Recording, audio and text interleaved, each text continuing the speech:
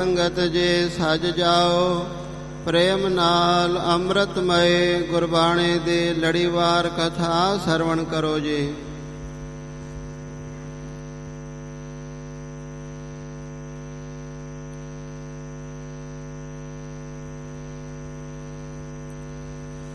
ਸਤਨਾਮ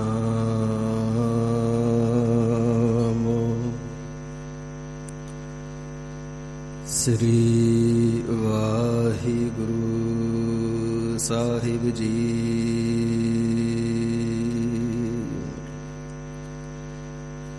ਇੱਕ ਓੰਕਾਰ ਸਤਨਾਮ ਕਰਤਾ ਪੁਰਖ ਨਿਰਭਉ ਨਿਰਵੈਰ ਅਕਾਲ ਮੂਰਤ ਅਜੂਨੀ ਸੈਭੰ ਗੁਰ ਪ੍ਰਸਾਦ ਜਪ ਆਦਿ ਸਾਚੂ ਜੁਗਾਦ ਸਾਚੂ ਹੈ ਪੀ ਸਾਚੂ ਨਾਨਕ ਹੋਸੀ ਪੀ ਸਾਚੂ।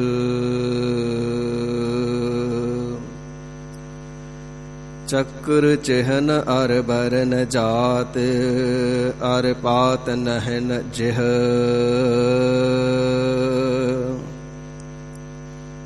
ਰੂਪ ਰੰਗ ਅਰ ਰੇਖ ਭੇਖ ਕੋ ਕਹਿ ਨਾ ਸਕਤ ਕਿਹ। ਅਚਲ ਮੂਰਤ ਅਨਭਉ ਪ੍ਰਕਾਸ਼ ਅਮਿਤੋਜ ਕਹਿਜੈ ਕੋਟਿ ਇੰਦਰ ਇੰਦਰਾਣ ਸਾਹੀ ਸਾਹਾਣ ਗਣਜੈ ਤ੍ਰਿਭਵਨ ਮਹੀਪ ਸੁਰ ਨਰ ਅਸੁਰ ਨੇਤ ਨੇਤ ਬਨ ਤ੍ਰਣ ਕਹਿਤ ਤਵੈ ਸਰਬ ਨਾਮ ਕਥ ਕਵਨ ਕਰਮ ਨਾਮ ਬਰਨਤ ਸੁਮਤ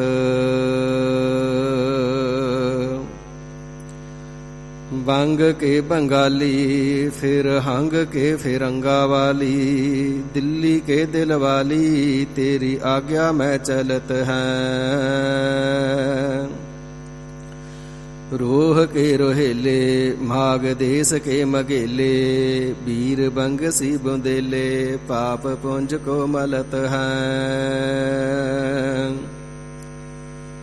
ਗੋਖਾ ਗੁਨ ਗਾਵੈ ਚੀਨ ਮਚੀਨ ਕਸੀ ਸੰਿਆਵੈ ਤਿਬਤੀ ਧਿਆਈ ਦੋਖ ਦੇਹ ਕੇ ਦਲਤ ਹੈ। ਜਿਨੈ ਤੋਹਿ ਧਿਆਇਓ ਤਿਨੈ ਪੂਰਨ ਪ੍ਰਤਾਪ ਪਾਇਓ ਸਰਬ ਤਨ ਧਾਮ ਫਲ ਫੂਲ ਸੋ ਫਲਤ ਹੈ। ਦੇਵ ਦੇਵਤਾਨ ਕਉ ਸੁਰੇਸ ਦਾਨਵਾਨ ਕਉ ਮਹੀਸ ਗੰਗ ਧਾਨ ਕਉ ਅਪੇਸ ਕਹੀਅਤ ਹੈ। ਰੰਗ ਮੈਂ ਰੰਗੀਨ ਰਾਗ ਰੂਪ ਮੈਂ ਪ੍ਰਬੀਨ ਔਰ ਕਾਹੂ ਪੈ ਨਾ ਦੀਨ ਸਾਧ ਅਧੀਨ ਕਹੀਅਤ ਹੈ। ਪਾਈਐ ਨ ਪਾਰ ਤੇਜ ਪੁੰਜ ਮੈਂ ਅਪਾਰ ਸਰਬ ਵਿਦਿਆ ਕੇ ਉਦਾਰ ਹੈ ਅਪਾਰ ਕਹੀਅਤ ਹੈ। ਹਾਥੀ ਕੀ ਚਿੰਗਾਰ ਪਲ ਪਾਛੈ ਪਹੁੰਚਤ ਤਾਹੀ ਚੀਟੀ ਕੀ ਪੁਕਾਰ ਪਹਿਲੇ ਹੀ ਸੁਨੀਅਤ ਹੈ। ਕਹਾ ਬੁੱਧ ਪ੍ਰਭ ਤੋਸ਼ ਹਮਾਰੀ ਬਰਨ ਸਕੈ ਮਹਿਮਾ ਜੋ ਤਿਹਾਰੀ ਹਮ ਨਾ ਸਕਤ ਕਰ ਸਿਫਤ ਤੁਮਾਰੀ ਆਪ ਲੇਹੋ ਤੁਮ ਕਥਾ ਸੁਧਾਰੀ। ਮੂਕ ਉਚਰੈ ਸਾਸਤਰ ਖਟ ਪਿੰਗ ਗਿਰਨ ਚੜ ਜਾਏ ਅੰਧ ਲਖੈ ਬਦਰੋ ਸੁਨੈ ਜੋ ਕਾਲ ਕਿਰਪਾ ਕਰਾਈ ਅੰਧ ਲਖੈ ਬਦਰੋ ਸੁਨੈ ਜੋ ਕਾਲ ਕਿਰਪਾ ਕਰਾਈ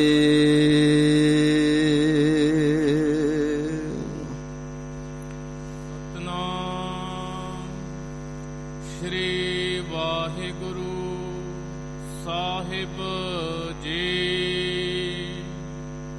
ਗੌੜੀ ਮਾਲਾ ਮਹੱਲਾ ਪੰਜਵਾ। ਭਾਵਨ ਤਿਆਗਿਓ ਰੇ ਤਿਆਗਿਓ, ਤਿਆਗਿਓ ਮੈਂ ਗੁਰ ਮਿਲ ਤਿਆਗਿਓ।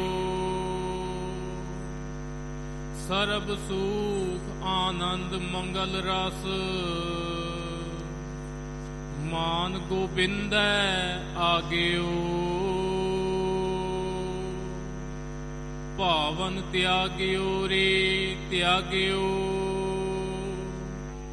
ਤਿਆਗਿਓ ਮੈਂ ਗੁਰ ਮਿਲ ਤਿਆਗਿਓ। ਸਰਬ ਸੁਖ ਆਨੰਦ ਮੰਗਲ ਰਸ, ਮਾਨ ਗੋਬਿੰਦੈ ਆਗਿਓ। ਰਹਾ ਮਾਨ ਅਭਿਮਾਨ ਦੋ ਸਮਾਨੇ, ਮਸਤਕ ਡਾਰ ਗੁਰ ਪਾਗਿਓ। ਸੰਪਤ ਹਰਖ ਨਾ ਵਿਆਪਤ ਦੁਖਾ, ਰੰਗ ਠਾਕੁਰੈ ਲਾਗਿਓ। ਬਾਸ ਬਾਸਰੀ ਏਕੈ ਸੁਆਮੀ, ਉਦਿਆਨ ਦ੍ਰਿਸ਼ ਟਾਗਿਓ। ਨਿਰਭਉ ਭਏ ਸੰਤ ਭ੍ਰਮ ਡਾਰਿਓ, ਪੂਰਨ ਸਰਬਾਗਿਓ। ਜੋ ਕਿਛ ਕਰਤੈ ਕਾਰਨ ਕੀਨੋ, ਮਨ ਬੁਰੂ ਨਾ ਲਾਗਿਓ। ਸਾਧ ਸੰਗਤ ਪ੍ਰਸਾਦ ਸੰਤਨ ਕੈ, ਸੋਇਓ ਮਨ ਜਾਗਿਓ। ਜਨ ਨਾਨਕ ਓੜ ਤੁਹਾਰੇ ਪਰਿਓ, ਆਇਓ ਸਰਣ ਆਗਿਓ। ਨਾਮ ਰੰਗ ਸਹਿਜ ਰਸ ਮਾਣੇ, ਫਿਰ ਦੁਖ ਨਾ ਲਾਗਿਓ। ਜਨ ਨਾਨਕ ਓੜ ਤੁਹਾਰੇ ਪਰਿਓ, ਆਇਓ ਸਰਣ ਆਗਿਓ। ਨਾਮ ਰੰਗ ਸਹਿਜ ਰਸ ਮਾਣੇ, ਫਿਰ ਦੁਖ ਨਾ ਲਾਗਿਓ।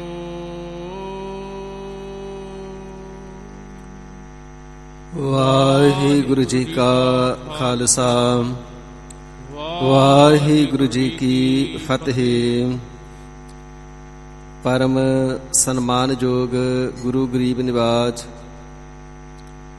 ਅਕਾਲ ਪੁਰਖ ਵਾਹਿਗੁਰੂ ਜੀ ਦੇ ਸਰਗੁਣ ਸਰੂਪ ਸਾਹਿਬੇ ਕਮਾਲ ਹਜ਼ੂਰੇ ਆਲਮ ਸਰਵਰੇ ਕਾਇਨਾਤ ਚੋਜੀ ਪ੍ਰੀਤਮ ਅੰਮ੍ਰਿਤ ਕੇ ਦਾਤੇ ਪੰਥ ਕੇ ਵਾਲੀ ਸ਼ਮਸ਼ੀਰ ਬਹਾਦਰ ਸਰਬੰਸ ਦਾਨੀ ਤਖਤਾਂ ਵਾਲੇ ਤਾਜਾਂ ਵਾਲੇ ਫੌਜਾਂ ਵਾਲੇ ਬਾਜਾਂ ਵਾਲੇ ਸ਼ਾਹੀ ਸ਼ਹਿਨਸ਼ਾਹ ਗੁਰੂ ਗੋਬਿੰਦ ਸਿੰਘ ਸ੍ਰੀ ਗੁਰੂ ਗੋਬਿੰਦ ਸਿੰਘ ਸੱਚੇ ਪਾਤਸ਼ਾਹ ਜੀ ਮਹਾਰਾਜ ਸਰਬਤ ਜੀਵਾਂ ਦੇ ਉੱਪਰ ਦਇਆਲਤਾ ਕਿਰਪਾਲਤਾ ਰਹਿਮਤ ਕਰਕੇ ਆਪਣੇ ਪਾਵਨ ਸਤਜੁਗੀ ਤਪ ਸਥਾਨ ਤਖਤ ਸੱਚਖੰਡ ਸ੍ਰੀ ਹਜ਼ੂਰ ਸ੍ਰੀ ਅਬਚਲ ਨਗਰ ਸਾਹਿਬ ਜੀ ਦੇ ਸੁਖ ਦੇ ਦਰਸ਼ਨ ਦੀਦਾਰ ਮੇਲੇ ਬਖਸ਼ ਕਰਕੇ ਨਿਹਾਲ ਕਿਰਤਾਰਥ ਕਰ ਰਹੇ ਨੇ।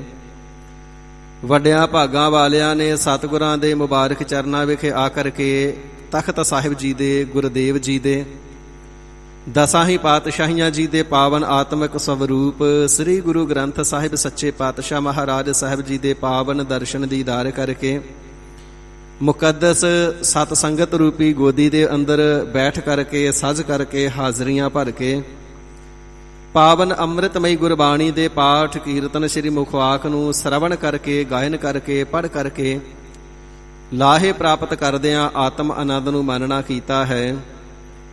ਸਤਿਗੁਰੂ ਸੱਚੇ ਪਾਤਸ਼ਾਹ ਮਹਾਰਾਜ ਸਾਹਿਬ ਜੀ ਦੇ ਪਾਵਨ ਤਖਤ ਸਾਹਿਬ ਜੀ ਦੀ ਮਰਿਆਦਾ ਦੇ ਅਨੁਸਾਰ ਵਕਤ ਹੈ ਸਤਿਗੁਰੂ ਜੀ ਦੀ ਪਾਵਨ ਗੁਰਬਾਣੀ ਤੇ ਗੁਰਮਤਿ ਵਿਚਾਰਾਂ ਦੁਆਰਾ ਹਰਿ ਜਸ ਸਰਵਣ ਕਰਨੇ ਦਾ। ਸਾਧ ਸੰਗਤ ਜੀ, ਜਿਵੇਂ ਪਿਛਲੇ ਕੁਝ ਦਿਨਾਂ ਤੋਂ ਦੁਸਹਿਰੇ ਨੂੰ ਸਮਰਪਿਤ ਸ਼ਾਸਤਰ ਪੂਜਾ ਦੇ ਨਾਲ ਸੰਬੰਧਿਤ ਸਤਿਗੁਰੂ ਜੀ ਦੇ ਦਰ ਘਰ ਵਿਖੇ ਜੋ ਦੁਸਹਿਰੇ ਦਾ ਪੁਰਬ ਮਨਾਇਆ ਜਾਂਦਾ ਹੈ ਤੇ ਇਸ ਨੂੰ ਸਮਰਪਿਤ ਜੁੱਧਮਈ ਸਤਿਗੁਰਾਂ ਦੀ ਪਾਵਨ ਬੀਰ ਰਸੀ ਬਾਣੀ ਦੇ ਜਾਪ ਕੁਝ ਦਿਨਾਂ ਤੋਂ ਪਹਿਲਾਂ ਪ੍ਰਾਰੰਭ ਹੋ ਚੁੱਕੇ ਨੇ ਤੇ ਸ਼ਾਸਤਰ ਪੂਜਾ ਨੂੰ ਸਮਰਪਿਤ ਸ਼ਾਸਤਰਾਂ ਦੀ ਮਹਾਨਤਾ ਨੂੰ ਦਰਸਾਉਣ ਵਾਲੇ ਸਤਿਗੁਰੂ ਜੀ ਦੇ ਗੁਰ ਇਤਿਹਾਸ ਤੇ ਕੌਤਕਾਂ ਦੀ ਵਿਚਾਰ ਵੀ ਪਿਛਲੇ ਦਿਨਾਂ ਤੋਂ ਸ਼ਰਵਣ ਕਰਦੇ ਆ ਰਹੇ ਹਾਂ। ਪਹਿਲੇ ਦਿਨ ਦੇ ਦੀਵਾਨ ਵਿੱਚ ਅਕਾਲ ਪੁਰਖ ਵਾਹਿਗੁਰੂ ਜੀ ਦੇ ਦਰ ਘਰ ਸੱਚਖੰਡ ਦਰਬਾਰ ਵਿਖੇ ਤਿੰਨਾਂ ਦਾ ਨਿਸ਼ਾਨ ਸਾਹਿਬ ਤੇ ਸ਼ਾਸਤਰਾਂ ਦੇ ਉੱਪਰ ਚਿੰਨ੍ਹ ਹੋਣੇ, ਇਸੇ ਪ੍ਰਕਾਰ ਸੰਖ ਚੱਕਰ ਗਦਾ ਹੈ ਧਾਰੀ ਸਤਿਗੁਰੂ ਸੱਚੇ ਪਾਤਸ਼ਾਹ ਜੀ ਗੁਰਬਾਣੀ ਦੁਆਰਾ ਸਰੂਪ ਦਾ ਨਿਰੂਪਣ ਕਰਦੇ ਨੇ। ਪੀਵਹੁ ਅੰਮ੍ਰਿਤ ਸਦਾ ਰਹੋ ਹਰ ਰੰਗ ਜਪਿਓ ਸਾਰੰਗ ਪਾਣੀ। ਹਰ ਇੱਕ ਗੁਰਸਿੱਖ ਮਾਈ ਭਾਈ ਆਨੰਦ ਸਾਹਿਬ ਜੀ ਦੀ ਬਾਣੀ ਦੇ ਅੰਦਰ ਪੜ੍ਹਦੇ ਤੇ ਸਰਵਣ ਕਰਦੇ ਹਾਂ। ਨਾਮ ਰੂਪੀ ਅੰਮ੍ਰਿਤ ਨੂੰ ਪੀਣਾ ਕਰੋ, ਹਰੀ ਪਰਮਾਤਮਾ ਜੀ ਦੇ ਪ੍ਰੇਮ ਰੰਗ ਦੇ ਅੰਦਰ ਰੰਗੇ ਰਹੋ ਤੇ ਜੋ ਸਾਰੰਗ ਪਾਣੀ ਪਰਮਾਤਮਾ ਜੀ ਨੇ ਤਿੰਨਾਂ ਦਾ ਨਾਮ ਜਪਦੇ ਰਹੋ। ਹੁਣ ਸਾਰੰਗ ਪਾਣੀ ਦਾ ਕੀ ਅਰਥ ਹੈ ਜੀ? ਪਾਣ ਨਾਮ ਹੁੰਦਾ ਹੱਥਾਂ ਦਾ ਤੇ ਸਾਰੰਗ ਨਾਮ ਹੈ ਤੀਰ ਕਮਾਨ ਦਾ। ਜੋ ਭਗਵਾਨ ਜੀ ਆਪਣੇ ਹੱਥਾਂ ਦੇ ਅੰਦਰ ਸਾਰੰਗ ਨਾਮੇ ਧਨੁਖ ਨੂੰ ਧਾਰਨ ਕਰਕੇ ਰੱਖਦੇ ਨੇ, ਭਗਵਾਨ ਜੀ ਸ਼ਾਸਤਰਧਾਰੀ ਨੇ। ਐਸੇ ਸ਼ਾਸਤਰਧਾਰੀ ਕਮਾਨ ਦੇ ਧਾਰੀ ਪਰਮਾਤਮਾ ਜੀ ਦੇ ਨਾਮ ਨੂੰ ਸਦਾ ਜਪਣਾ ਕਰੋ। ਜਪੇ ਹੋ ਸਾਰੰਗ ਪਾਣੀ, ਸ੍ਰੀ ਗੁਰੂ ਅਮਰਦਾਸ ਸੱਚੇ ਪਾਤਸ਼ਾਹ ਮਹਾਰਾਜ ਸਾਹਿਬ ਜੀ ਦੇ ਬਚਨ। ਇਵੇਂ ਅਕਾਲ ਪੁਰਖ ਵਾਹਿਗੁਰੂ ਜੀ ਨੂੰ ਸ਼ਾਸਤਰਧਾਰੀ ਦਰਸਾਉਣਾ, ਦਰ ਘਰ ਵਿਖੇ ਨਿਸ਼ਾਨ ਸਾਹਿਬ ਦੇ ਉੱਪਰ ਸ਼ਾਸਤਰਾਂ ਦੇ ਨਿਸ਼ਾਨ ਹੋਣੇ, 10 ਜਾਮੇ ਸਰਗੁਣ ਸਰੂਪ ਦੇ ਅੰਦਰ ਧਾਰਨ ਕਰਨੇ, ਆਦਿ ਸਰੂਪ ਤੋਂ ਲੈ ਕਰਕੇ ਸਾਰੇ ਹੀ ਸਰੂਪਾਂ ਦੇ ਵਿੱਚ ਸਮੇਂ ਅਨੁਸਾਰ ਸ਼ਾਸਤਰਾਂ ਨੂੰ ਧਾਰਨ ਕਰਨਾ। ਇਸੇ ਪ੍ਰਕਾਰ ਸਮੇਂ ਦੀ ਲੋੜ ਮੁਤਾਬਿਕ ਭਾਰਤ ਵਰਸ਼ ਦੇ ਲੋਕਾਂ ਦੇ ਗਲਾਂ ਦੇ ਵਿੱਚੋਂ ਗੁਲਾਮੀ ਦੀਆਂ ਜ਼ੰਜੀਰਾਂ ਕੱਟਣ ਵਾਸਤੇ, ਜਾਤ ਪਾਤ ਦਾ ਕੋੜ ਵੱਢਣ ਵਾਸਤੇ, ਊਚ ਨੀਚ ਛੂਆ ਛਾਤ ਜਾਤ ਪਾਤ ਇਤਿਆਦਿ ਦੇ ਭਰਮ ਨੂੰ ਮੇਟਣ ਵਾਸਤੇ 10 ਜਾਮਿਆਂ ਦੇ ਅੰਦਰ ਵੱਡੀ ਭਾਰੀ ਘਾਲਣਾ ਘਾਲ ਕਰਕੇ ਇੱਕ ਪੰਗਤ ਵਿੱਚ ਬਿਠਾਵਣਾ, ਇਕੱਠਿਆਂ ਸਰੋਵਰ ਵਿੱਚ ਇਸ਼ਨਾਨ ਕਰਵਾਵਣੇ, ਬਾਉਲੀ ਸਾਹਿਬ ਜੀ ਦੀ ਰਚਨਾ ਕਰਕੇ ਪਵਿੱਤਰ ਬਾਉਲੀ ਸਾਹਿਬ ਦੇ ਵਿੱਚ ਸਭਨਾਂ ਨੂੰ ਸਾਂਝੇ ਦਰਸ਼ਨ ਦੀਦਾਰ ਤੇ ਇਸ਼ਨਾਨ ਬਖਸ਼ਣੇ ਸਤਿਗੁਰੂ ਸੱਚੇ ਪਾਤਸ਼ਾਹ ਮਹਾਰਾਜ ਸਾਹਿਬ ਜੀ ਦੇ ਵੱਲੋਂ ਵੱਡੇ ਉਪਰਾਲੇ ਨੇ। ਸਭਨਾਂ ਦੇ ਵਿੱਚੋਂ ਊਚ ਨੀਚ ਜਾਤ ਪਾਤ ਦੇ ਭੇਦ ਨੂੰ ਮਿਟਾਉਣ ਵਾਸਤੇ ਸਮਾਜਿਕ ਜੀਵਨ ਦੇ ਵਿੱਚ ਇਕਸਾਰਤਾ ਲਿਆਂਦੀ ਏ। ਰੂਹਾਨੀਅਤ ਦੇ ਜੀਵਨ ਦੇ ਅੰਦਰ ਚਾਰੇ ਹੀ ਵਰਨਾਂ ਦੇ ਸਰਬਤ ਪ੍ਰਕਾਰ ਦੇ ਲੋਕਾਂ ਨੂੰ ਸਾਂਝਾ ਉਪਦੇਸ਼ ਬਖਸ਼ਿਸ਼ ਕਰਕੇ, ਰੂਹਾਨੀਅਤ ਦਾ ਸਾਂਝਾ ਉਪਦੇਸ਼ ਬਖਸ਼ਿਸ਼ ਕਰਕੇ ਉੱਥੇ ਵੀ ਇਕਸਾਰਤਾ ਲਿਆਂਦੀ ਏ। ਇਸੇ ਪ੍ਰਕਾਰ ਸਮੇਂ ਦੀ ਮੰਗ ਨੂੰ ਦੇਖਦਿਆਂ ਹੋਇਆਂ ਕਲਗੀਧਰ ਸੱਚੇ ਪਾਤਸ਼ਾਹ ਮਹਾਰਾਜ ਸਾਹਿਬ ਜੀ ਨੇ ਜੋ ਪ੍ਰਣ ਕਰਨਾ ਕੀਤਾ ਸੀ, ਕੱਲ ਸਰਵਣ ਕਰਿਆ ਸੀ। ਯਾਹੀ ਸੋ ਵਿਚਾਰ ਗੁਰ ਮਨ ਲੀਨੀ ਧਾਰ ਅਬ ਸਿੱਖ ਕੋ ਆਯੁਧ ਸਭ ਹਾਥ ਪਕੜਾਉਂਗੋ ਸਾਬਤ ਸਰੂਪ ਸਿੱਖ ਜਤੀ ਸਤੀ ਹੋਏ ਗੋ ਆਓ ਗਿਆਨੀ ਧਿਆਨੀ ਜੋਧਾ ਗੁਰ ਸਿੱਖ ਕੋ ਬਣਾਉਂਗੋ। ਇਸੇ ਪ੍ਰਕਾਰ ਸਤਿਗੁਰੂ ਸੱਚੇ ਪਾਤਸ਼ਾਹ ਮਹਾਰਾਜ ਸਾਹਿਬ ਜੀ ਨੇ ਬਚਨ ਕਰਨਾ ਕੀਤੇ ਨੇ। ਕੋਟਨ ਮਹਿ ਸੋਭਾ ਅਰ ਦੇਖ ਪਰਮਾਨ ਪਾਵੈ ਐਸੋ ਹੀ ਅਨੂਪ ਰੂਪ ਸਿੱਖ ਕੋ ਸਜਾਉਂਗੋ ਦੀਨਨ ਕੋ ਸਖਾ ਬੱਡ ਮੇਰੋ ਸਿੱਖ ਹੋਏ ਗੋ ਆਓ ਦੰਡ ਨੀਤ ਵਿਦਿਆ ਕੋ ਬੋਧ ਕਰਵਾਉਂਗੋ। ਐਸਾ ਧਰਮ ਤੇ ਰਾਜਨੀਤੀ ਦਾ ਗਿਆਨ ਆਪਣੇ ਸਰਬਤ ਖਾਲਸੇ ਨੂੰ ਬਖਸ਼ਿਸ਼ ਕਰਨਾ ਕਰਾਂਗੇ ਜਿਹੜਾ ਦੀਨ ਗਰੀਬ ਦੀ, ਗਊ ਦੀ, ਮਜ਼ਲੂਮ ਦੀ ਰਖਵਾਲੀ ਕਰਨ ਵਾਲਾ ਹੋਵੇਗਾ ਤੇ ਜ਼ਰਵਾਨਿਆਂ ਨੂੰ ਦੰਡ ਦੇਣ ਵਾਲਾ ਹੋਵੇਗਾ। ਸਾਧ ਸੰਗਤ ਜੀ, ਕੋਈ ਛੋਟਾ ਜਿਹਾ ਸਮਾਂ ਨਹੀਂ, ਕੋਈ ਇੱਕ ਦਿਨ ਦੀ ਗੱਲ ਨਹੀਂ। ਅਕਾਲ ਪੁਰਖ ਵਾਹਿਗੁਰੂ ਜੀ ਨੇ ਪ੍ਰਤੱਖ 10 ਸਵਰੂਪ ਧਾਰਨ ਕਰਕੇ 10 ਗੁਰੂ ਸਾਹਿਬਾਨਾਂ ਜੀ ਦੇ ਸਵਰੂਪ ਦੇ ਅੰਦਰ ਲਗਭਗ 239 ਸਾਲ ਦਾ ਸਮਾਂ ਲਾ ਕਰਕੇ ਵੱਡੀ ਭਾਰੀ ਘਾਲਣਾ ਘਾਲੀ ਹੈ। 239 ਸਾਲ ਦਾ ਸਮਾਂ ਲਾ ਕਰਕੇ ਗਿੱਦੜਾਂ ਤੋਂ ਸ਼ੇਰ ਬਣਾਇਆ ਹੈ, ਕਾਇਰਾਂ ਤੋਂ ਮਰਦ ਬਣਾਇਆ ਹੈ। ਹੋਰ ਵੀ ਉੱਠ ਸੀ ਮਰਦ ਕਾ ਚੇਲਾ, ਵਾਹ ਪ੍ਰਗਟਿਓ ਮਰਦ ਅਗੰਮੜਾ ਵਰਿਆਮ ਅਕੇਲਾ, ਵਾਹ ਵਾਹ ਗੋਬਿੰਦ ਸਿੰਘ ਆਪੇ ਗੁਰ ਚੇਲਾ।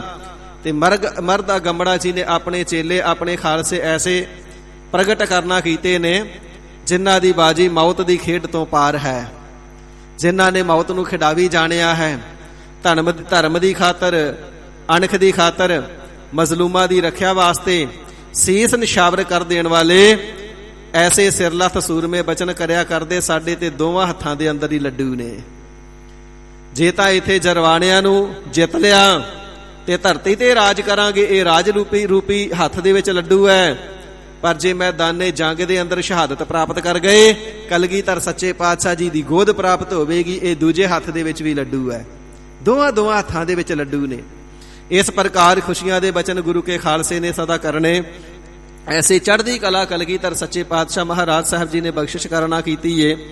ਆਪ ਤੇ ਸ਼ਸਤਰ ਧਾਰੀ ਨੇ ਆਪਣੇ ਸਮੂਹ ਗੁਰੂ ਪੰਥ ਨੂੰ, ਖਾਲਸਾ ਪੰਥ ਨੂੰ, ਸਮੂਹ ਖਾਲਸਿਆਂ ਨੂੰ, ਸਿੰਘਾਂ ਨੂੰ, ਸੰਗਤਾਂ ਨੂੰ ਸ਼ਸਤਰ ਧਾਰੀ ਹੋਣ ਦਾ ਹੁਕਮ ਕਰਨਾ ਕੀਤਾ ਹੈ। ਸਭਨਾਂ ਨੂੰ ਸ਼ਸਤਰ ਧਾਰਨ ਕਰਾ ਦਿੱਤੇ ਨੇ। ਜਿਵੇਂ ਕਿ ਰੂਹਾਨੀਅਤ ਦੇ ਤਲ ਤੇ ਸੁਰਤ ਨੂੰ ਉੱਚੀ ਲਿਜਾਣ ਵਾਸਤੇ ਆਪ ਜੀ ਨੇ ਨਾਮ ਦਾ ਪ੍ਰਵਾਹ ਚਲਾਇਆ ਨਾ, ਇਸੇ ਪ੍ਰਕਾਰ ਦੁਸ਼ਮਣਾਂ ਦੇ ਨਾਲ ਮੁਕਾਬਲਾ ਕਰਨ ਵਾਸਤੇ, ਯੁੱਧ ਲੜਨ ਵਾਸਤੇ ਸਰੀਰ ਕਰਕੇ ਸੁਚੇਤ ਤੇ ਬਲਸ਼ਾਲੀ ਹੋਣਾ ਜ਼ਰੂਰੀ ਸੀ। ਤੇ ਸਤਿਗੁਰੂ ਅੰਗਦ ਦੇਵ ਸੱਚੇ ਪਾਤਸ਼ਾਹ ਮਹਾਰਾਜ ਸਾਹਿਬ ਜੀ ਨੇ ਹੀ ਜਿੱਥੇ ਬ੍ਰਹਮ ਵਿਦਿਆ ਗੁਰਸਿੱਖਾਂ ਨੂੰ ਪੜ੍ਹਾਵਣਾ ਕੀਤੀ ਏ, ਗੁਰਮੁਖੀ ਵਿਦਿਆ ਪੜ੍ਹਾ ਕਰਕੇ ਪ੍ਰਚਾਰ ਕੀਤਾ, ਨਾਲ ਮੱਲ ਅਖਾੜੇ ਰਚ ਦਿੱਤੇ ਸਨ। ਜਿੱਥੇ ਗੁਰਸਿੱਖਾਂ ਨੂੰ ਭਾਰੀ ਵੱਡੀਆਂ ਖੁਰਾਕਾਂ ਖਵਾ ਕਰਕੇ ਕੁਸ਼ਤੀਆਂ ਕਰਵਾਈਆਂ ਜਾਂਦੀਆਂ, ਤੇ ਜਿਸ ਜਗ੍ਹਾ ਤੇ ਸਤਿਗੁਰੂ ਅੰਗਦ ਦੇਵ ਸਾਹਿਬ ਜੀ ਅਖਾੜੇ ਰਚਿਆ ਕਰਦੇ, ਖਡੂਰ ਸਾਹਿਬ ਜੀ ਦੀ ਮੁਬਾਰਕ ਧਰਤੀ ਦੇ ਉੱਪਰ ਗੁਰਦੁਆਰਾ ਮੱਲ ਅਖਾੜਾ ਸਾਹਿਬ ਮੌਜੂਦ ਹੈ। ਮੱਲ ਦਾ ਅਰਥ ਹੁੰਦਾ ਪਹਿਲਵਾਨ, ਪਹਿਲਵਾਨਾਂ ਦਾ ਅਖਾੜਾ। ਤੇ ਸਾਧ ਸੰਗਤ ਜੀ, ਅੱਜ ਵੀ ਪੰਜਾਬ ਦੀ ਧਰਤੀ ਤੋਂ ਕੋਈ ਵੀ ਖਿਡਾਰੀਆਂ ਦੀ ਟੀਮ ਕਿਧਰੇ ਵੀ ਖੇਡਣ ਵਾਸਤੇ ਜਾਂਦੀ ਹੈ ਨਾ, ਜਾਂ ਪਹਿਲਵਾਨਾਂ ਦੀ ਹੋਵੇ ਜਾਂ ਕਿਸੇ ਪ੍ਰਕਾਰ ਦੇ ਖਿਡਾਰੀ ਨੇ, ਪਹਿਲਾਂ ਗੁਰਦੁਆਰਾ ਮੱਲ ਅਖਾੜਾ ਸਾਹਿਬ ਪਹੁੰਚ ਕੇ ਸਤਿਗੁਰੂ ਅੰਗਦ ਦੇਵ ਸਾਹਿਬ ਜੀ ਦੇ ਚਰਨਾਂ ਵਿਖੇ ਅਰਜ਼ੋਈ ਕਰਕੇ ਫਿਰ ਆਪਣਾ ਸਫ਼ਰ ਅੱਗੇ ਆਰੰਭ ਕਰਦੇ ਨੇ। ਸਤਿਗੁਰੂ ਹਰਗੋਬਿੰਦ ਸਾਹਿਬ ਸੱਚੇ ਪਾਤਸ਼ਾਹ ਮਹਾਰਾਜ ਸਾਹਿਬ ਜੀ ਨੇ ਸ਼ਾਸਤਰ ਵਿਦਿਆ ਦਾ ਅਭਿਆਸ ਆਪ ਕਰਨਾ ਤੇ ਗੁਰਸਿੱਖਾਂ ਨੂੰ ਕਰਾਉਣਾ। ਸ੍ਰੀ ਅੰਮ੍ਰਿਤਸਰ ਸਾਹਿਬ ਜੀ ਦੀ ਮੁਬਾਰਕ ਧਰਤੀ ਤੇ ਬੁਰਜ ਬਾਬਾ ਅਕਾਲੀ ਫੂਲਾ ਸਿੰਘ ਜੀ ਦਾ ਅੱਜ ਵੀ ਮੌਜੂਦ ਹੈ, ਜਿੱਥੇ ਛੇਵੇਂ ਪਾਤਸ਼ਾਹ ਜੀ ਸ਼ਾਸਤਰ ਵਿਦਿਆ ਦਾ ਅਭਿਆਸ ਕਰਿਆ ਤੇ ਕਰਵਾਇਆ ਕਰਦੇ। ਤੇ ਕਲਗੀਧਰ ਸੱਚੇ ਪਾਤਸ਼ਾਹ ਮਹਾਰਾਜ ਸਾਹਿਬ ਜੀ ਨੇ ਖਾਲਸਾਈ ਜੀਵਨ ਦਾ ਅਨਿਖੜਵਾਂ ਅੰਗ ਬਣਾ ਦਿੱਤਾ। ਸ਼ਾਸਤਰ ਧਾਰਨ ਕਰਨੇ ਨੇ। ਇਸੇ ਪ੍ਰਕਾਰ ਘੋੜ ਸਵਾਰੀ ਤੇ ਸ਼ਾਸਤਰ ਵਿਦਿਆ ਦਾ ਅਭਿਆਸ ਕਰਨਾ ਹੈ। ਜਿਹੜਾ ਘੋੜਾ ਸਵਾਰੀ ਨਾ ਕਰੇ, ਸ਼ਾਸਤਰ ਵਿਦਿਆ ਦਾ ਅਭਿਆਸ ਨਾ ਕਰੇ, ਕਲਗੀਧਰ ਸਾਹਿਬ ਜੀ ਨੇ ਫਰਮਾਵਣਾ ਕੀਤਾ, ਉਹ ਤਨਖਾਹੀਆ ਹੈ। ਇਸੇ ਪ੍ਰਕਾਰ ਸਤਿਗੁਰੂ ਸੱਚੇ ਪਾਤਸ਼ਾਹ ਜੀ ਦੇ ਬਚਨ ਵੱਖ-ਵੱਖ ਥਾਵਾਂ ਤੇ ਰਹਿਤਨਾਮਿਆਂ ਦੇ ਅੰਦਰ, ਇਤਿਹਾਸ ਦੇ ਅੰਦਰ ਪ੍ਰਗਟ ਨੇ। ਬਚਨ ਕਰਨਾ ਕੀਤਾ, ਸਿੱਖੋ ਸਾਰਿਆਂ ਨੇ ਸ਼ਾਸਤਰ ਧਾਰੀ ਹੋਣਾ ਹੈ। ਜਿਹੜਾ ਕੇਸ ਨਹੀਂ ਰੱਖਦਾ, ਜਿਹੜਾ ਸ਼ਾਸਤਰ ਨਹੀਂ ਰੱਖਦਾ, ਉਸ ਨੂੰ ਤੇ ਭੇਡ ਜਾਣਨਾ ਕਰੋ ਨਾ। ਜਿਵੇਂ ਭੇਡ ਨੂੰ ਮੁੰਨ ਕਰਕੇ ਉਹਨ ਲਾ ਲਈ ਜਾਂਦੀ ਏ, ਇਵੇਂ ਨਾਈ ਮੁੰਨ ਕਰਕੇ ਕੇਸ ਲਾ ਲੈਂਦਾ ਹੈ। ਇਸੇ ਪ੍ਰਕਾਰ ਜਿਸ ਦੇ ਪਾਸ ਸ਼ਾਸਤਰ ਨਹੀਂ, ਉਹ ਨਿਰਬਲ ਹੈ। ਜਿਹੜਾ ਨਿਰਬਲ ਬਲ ਤੋਂ ਹੀਣਾ ਹੈ, ਜਿਵੇਂ ਭੇਡ ਨਿਰਬਲ ਹੈ, ਕੰਨੋਂ ਫੜ ਕੇ ਕੋਈ ਜਿੱਥੇ ਮਰਜ਼ੀ ਲੈ ਜਾਵੇ, ਇਵੇਂ ਸ਼ਾਸਤਰ ਤੋਂ ਹੀਣੇ ਨੂੰ, ਅਣਖ ਗੈਰਤ ਤੋਂ ਹੀਣੇ ਨੂੰ ਕੋਈ ਕੰਨੋਂ ਫੜ ਕੇ ਜਿੱਥੇ ਮਰਜ਼ੀ ਲੈ ਜਾਵੇ। ਹਜ਼ੂਰ ਦੇ ਪਾਵਨ ਬਚਨ ਨੇ, ਬਿਨਾ ਸ਼ਾਸਤਰ ਕੇ ਸੰਗ ਨਰੰਗ ਭੇਡ ਜਾਨੋ, ਗਹੇ ਕਾਨ ਤਾਕੋ ਕਿਤੈ ਲੈ ਸਿਧਾਨੋ। ਇਹ ਮੋਰ ਆ ਗਿਆ ਸੁਨੋ ਰੇ ਪਿਆਰੇ, ਬਿਨਾ ਸ਼ਾਸਤਰ ਕੇ ਸੰਗ ਦੇਵੋ ਨਾ ਦਿਦਾਰੇ। ਹੇ ਕਲਗੀਧਰ ਸੱਚੇ ਪਾਤਸ਼ਾਹ ਮਹਾਰਾਜ ਜੀ ਦੇ ਐਸੇ ਪਿਆਰੇ ਬਚਨ ਨੇ, ਸਿੱਖੋ ਜਿਹੜਾ ਕੇਸਾ ਧਾਰੀ ਨਹੀਂ, ਸ਼ਸਤਰ ਧਾਰੇ ਨਹੀਂ, ਸਾਡੀ ਆਗਿਆ ਸੁਣ ਲਵੋ, ਉਸ ਨੂੰ ਅਸੀਂ ਦੀਦਾਰ ਹੀ ਨਹੀਂ ਦੇਵਾਂਗੇ। ਇਸ ਪ੍ਰਕਾਰ ਕੇਸਾ ਧਾਰੀ ਤਾਂ ਭਾਵੇਂ ਸਤਿਗੁਰੂ ਨਾਨਕ ਦੇਵ ਸੱਚੇ ਪਾਤਸ਼ਾਹ ਜੀ ਨੇ ਸਿੱਖਾਂ ਨੂੰ ਬਣਾਉਣਾ ਪ੍ਰਾਰੰਭ ਕਰ ਦਿੱਤਾ ਸੀ, ਪਰ ਮੁਕੰਮਲ ਰੂਪ ਵਿੱਚ ਮਰਿਆਦਾ ਵਿੱਚ ਲਿਆਉਣ ਵਾਸਤੇ ਹੁਕਮ ਕਰ ਦਿੱਤਾ ਹੈ। ਕਿਸੇ ਵੀ ਗੁਰਸਿੱਖ ਮਾਈ ਭਾਈ ਨੇ ਸਰੀਰ ਤੋਂ ਇੱਕ ਵੀ ਕੇਸ, ਰੋਮ ਇਤਿਆਦਿਕ ਕੱਟ ਕਰਕੇ ਬੇਅਦਬੀ ਨਹੀਂ ਕਰਨੀ ਹੈ। ਤੇ ਸ਼ਾਸਤਰ ਧਾਰੀ ਹੋਣ ਦੇ ਸਤਿਗੁਰੂ ਸੱਚੇ ਪਾਤਸ਼ਾਹ ਜੀ ਨੇ ਹੁਕਮ ਦੇ ਦੇਣਾ ਕੀਤੇ ਨੇ ਅਤੇ ਬਚਨ ਫਰਮਾਵਣਾ ਕੀਤੇ ਨੇ। ਸਿੱਖੋ ਜਦੋਂ ਸਾਡੇ ਦਰਸ਼ਨ ਦੀਦਾਰ ਕਰਨ ਵਾਸਤੇ ਆਉਣਾ ਹੈ ਨਾ, ਸੁਚੇਤ ਹੋ ਕਰਕੇ, ਸਰੀਰ ਕਰਕੇ ਸੁਚੇਤ, ਇਸ਼ਨਾਨ ਇਤਿਆਦਿਕ ਕਰਕੇ, ਬਸਤਰ ਸਜਾ ਕਰਕੇ, ਸੋਹਣੇ ਸ਼ਸਤਰ ਧਾਰਨ ਕਰਕੇ, ਕਮਰ ਕੱਸਾ ਕਰਕੇ ਫਿਰ ਆ ਕੇ ਸਾਡੇ ਦਰਸ਼ਨ ਕਰਨੇ ਨੇ। ਜਿਹੜਾ ਇਵੇਂ ਤਿਆਰ ਬਰ ਤਿਆਰ ਸ਼ਸਤਰ ਧਾਰੀ ਹੋ ਕਰਕੇ ਸਾਡੇ ਦਰਸ਼ਨ ਕਰੇਗਾ, ਉਸ ਦੇ ਉੱਪਰ ਸਾਡੀ ਬਹੁਤੀ ਖੁਸ਼ੀ ਹੋਵੇਗੀ। ਤੇ ਸਾਹਿਬਾਂ ਦੇ ਪਾਵਨ ਬਚਨ ਆਉਂਦੇ ਨੇ, ਖਾਲਸਾ ਜੀ ਸ਼ਸਤਰ ਤੋਂ ਹੀਣਾ ਕਿਸੇ ਨੇ ਹੋਣਾ ਨਹੀਂ, ਸ਼ਸਤਰ ਹੀਣ ਨਾ ਕਬਹੂ ਹੋਈ, ਰਹਿਤਵੰਤ ਗੁਰ ਕਾ ਸਿੱਖ ਸੋਈ। ਰਹਿਤ ਵਾਲਾ ਗੁਰੂ ਕਾ ਸਿੱਖ ਉਹੀ ਹੈ ਜਿਹੜਾ ਸ਼ਸਤਰ ਤੋਂ ਹੀਣਾ ਕਦੇ ਵੀ ਨਹੀਂ ਹੁੰਦਾ ਹੈ। ਜਬ ਹਮਰੇ ਦਰਸ਼ਨ ਕੋ ਆਵਹੁ, ਹੋਏ ਸੁਚੇਤ ਤਨ ਸ਼ਸਤਰ ਸਜਾਵਹੁ, ਕਮਰ ਕਸਾ ਕਰ ਦੇਹੁ ਦਿਖਾਈ, ਹਮਰੀ ਖੁਸ਼ੀ ਹੋਏ ਅਧਿਕਾਈ। ਸਾਡੀ ਅਧਿਕ ਤੋਂ ਅਧਿਕ ਅਤਿਅੰਤ ਪ੍ਰਸੰਨਤਾ ਉਹਨਾਂ ਦੇ ਉੱਪਰ ਹੋਵੇਗੀ ਜਿਹੜੇ ਸ਼ਸਤਰ ਧਾਰੀ ਹੋ ਕਰਕੇ, ਤਿਆਰ ਬਰ ਤਿਆਰ ਹੋ ਕਰਕੇ ਦਰਸ਼ਨ ਕਰਨ ਵਾਸਤੇ ਆਉਣਗੇ। ਇਸੇ ਪ੍ਰਕਾਰ ਕਲਗੀਧਰ ਸੱਚੇ ਪਾਤਸ਼ਾਹ ਮਹਾਰਾਜ ਸਾਹਿਬ ਜੀ ਨੇ ਸ਼ਸਤਰਾਂ ਦੀ ਮਹਾਨਤਾ ਦਰਸਾਈ ਹੈ।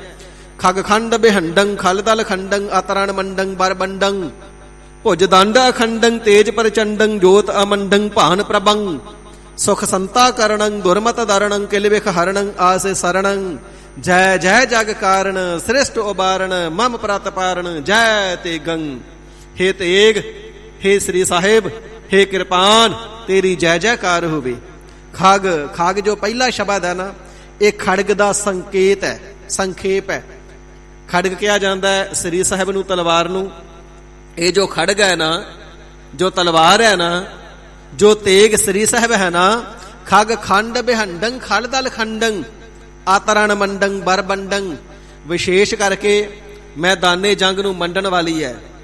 ਸਾਧ ਸੰਗਤ ਜੀ, ਹੁਣ ਮੈਦਾਨੇ ਜੰਗ ਦੇ ਅੰਦਰ ਭੀੜ ਹੋਣਾ ਸੂਰਮਿਆਂ ਦੇ ਤੇ ਬਿਨਾਂ ਤਲਵਾਰਾਂ ਬਿਨਾਂ ਸ਼ਾਸਤਰਾਂ ਤੋਂ ਨਹੀਂ ਨਾ।